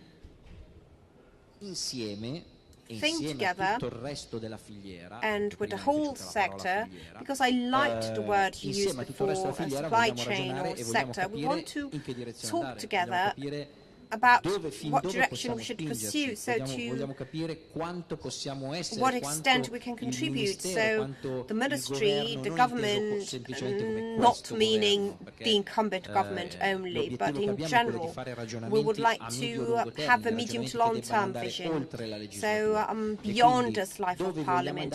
So where are we going to go and how? So it is essential right now to sit around a table together e capisce, cerca di capire quali possono essere gli strumenti and che take servono stock per of what we migliorare have un approccio and sempre più think of what we sistematico need a questa to tipologia improve our approach, to have a more systematic idea. approach to this E idea. quindi in questo momento a breve ne parlavo stamattina con i miei collaboratori, l'idea I was è quella talking about di this with my lanciare un tavolo staff di this lavoro morning. dove i ministeri, We tutti could i ministeri maybe competenti, dove organize a gli workshop enti interessati, dove attended le by all the associazioni di relevant categoria ministries, the trade agricole, associations, dove from the i agricultural distributori, sector, the dove distributors, tutti possano sedersi attorno a un tavolo everyone should e participate, spiegare e dire in che direzione si vuole andare explaining e what's soprattutto the direction we quali are taking, strumenti and above servono all, what are anche the a livello instruments that we legislativo need per also at migliorare regulatory l'approccio e level to permettere agli improve our agricoltori di approach poter and to lavorare allow e our poter farmers to produrre work, nel to migliore put dei them in a modi. position of Anche working perché and poi avremo una producing partita che sarà in the una partita best possible europea. way. We have a Ci sarà la European PAC match e to quindi play, the Common Agricultural Policy. diceva giustamente è collegata And e it's quindi connected. It's dobbiamo very much ragionare connected anche to in vista this. della nuova PAC So we have e to quindi think also se in view arriviamo of the preparati new Common Agricultural Policy. riusciamo a So if we are sfruttarla e riusciamo a prepared, sfruttare al meglio we anche will la nuova PAC. Se exploit it arriviamo at best. impreparati If we are not rischiamo che ci prepared, sarà we qualcuno would che risk having deciderà per someone noi e quindi deciding on our behalf. ripeto, a breve apriamo un So we tavolo, will ragioniamo, soon può essere anche un tavolo dove ci si siede e si dice c'è troppa burocrazia, launch a workshop.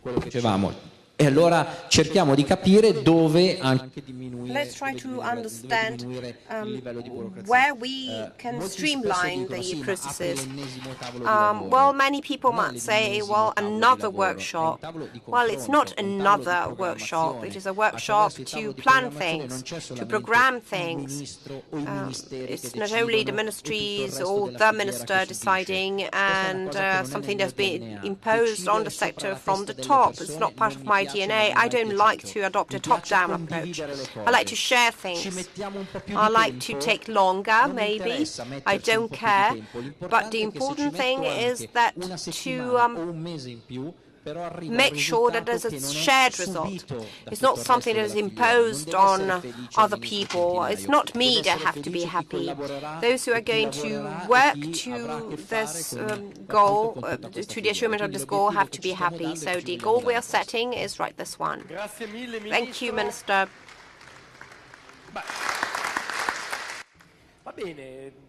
Direi Well, possiamo concludere I think we can questa conclude ricchissima this giornata. Io very invito a intense salire sul day. palco il And I would like to presidente invite the del president Consorzio of the dei Italian Biogas per le Consortium to conclusioni. come to the podium for conclusions. Vai, il presidente lo mandiamo al podio.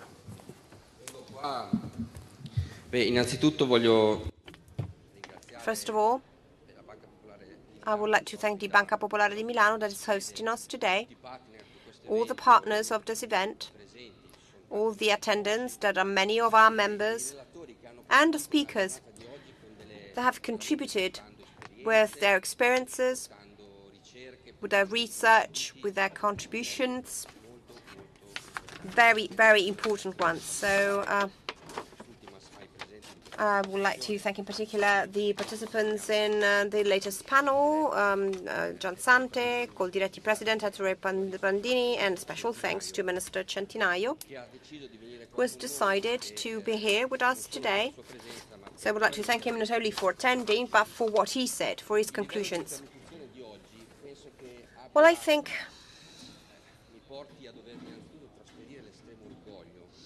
that after this intense day, there's nothing I can do but express my pride.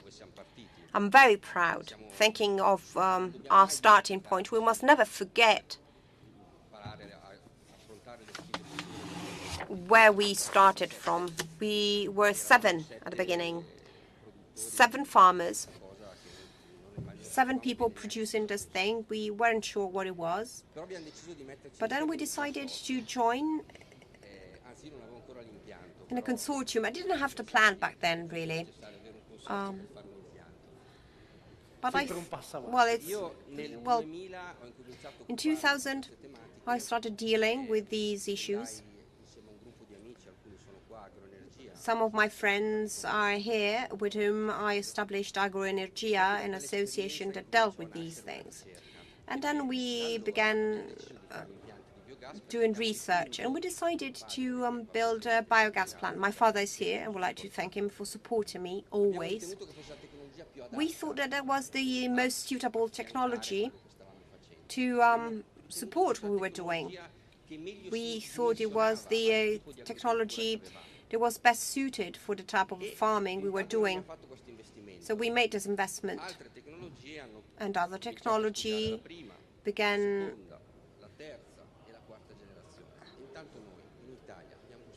developing the first, second, third, and fourth generation. And meanwhile, we built 1,400 plants. We invested 1.4 billion euro, and we represent 700 members. That's why I'm proud. This morning, when our producers took the floor, we have heard about numbers, but not only numbers, bearing witness to the importance of what's being done, but the value of what an anaerobic digestion plant does in terms of innovation, in terms of development, in terms of new technology. The biogas plants are setting the stage for a new agriculture. Ratan Lal presented us with a mantra today: producing more, using less. So an agricultural vision that is shared by the minister. Minister is so proud to participate in a conference like this with the young entrepreneurs, where there are people willing to grow. But this model we've been working on started basically from the awareness that we had to ask ourselves a question: why producing bioenergy? Unless we change our agricultural practices, so what's the value we are trying to pursue, or we are trying to bring or contribute with? We work the best job in the world. Let's be honest.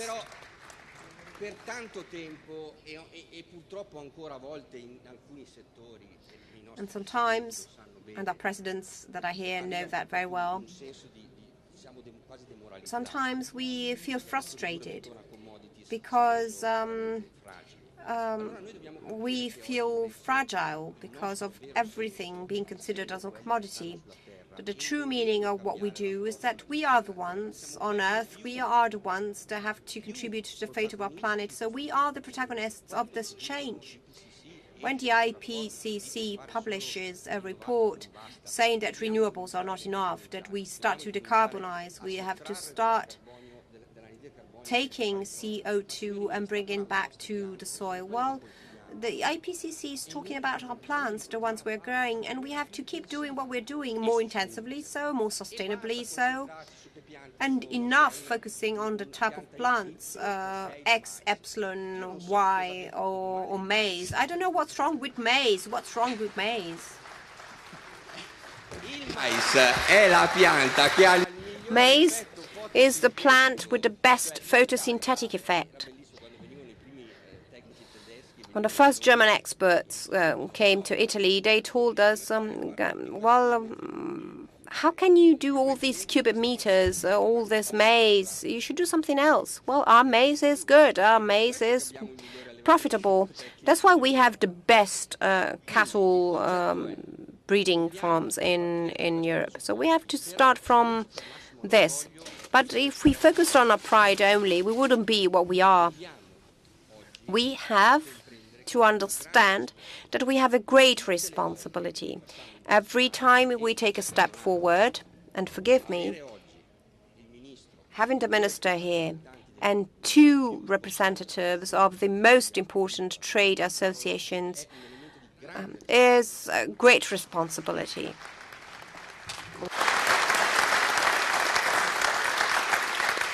Noi dobbiamo guardare avanti, dobbiamo lavorare. We have to look ahead. We have to look forward. We need to work more. We need more research. We need more training, because many more people, many more colleagues have to understand that they have to change their approaches.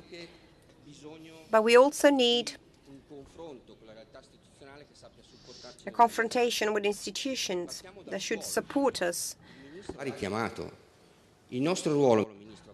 The minister talked about the importance of our role, and our role will be key in Brussels. I was very pleased to hear what Mr. Honourable Bonafé said, with Ms. Bonafé said. She was a rapporteur of the circular economy package. It is important to have in Brussels people that take responsibility for promoting their priorities. But I can say that as an Italian citizen, the fact that during that voting at the Parliament, seeing all the groups vote, it was a great satisfaction, because if we cannot make our voices heard in Brussels, we cannot really play a part in deciding what directives should be passed.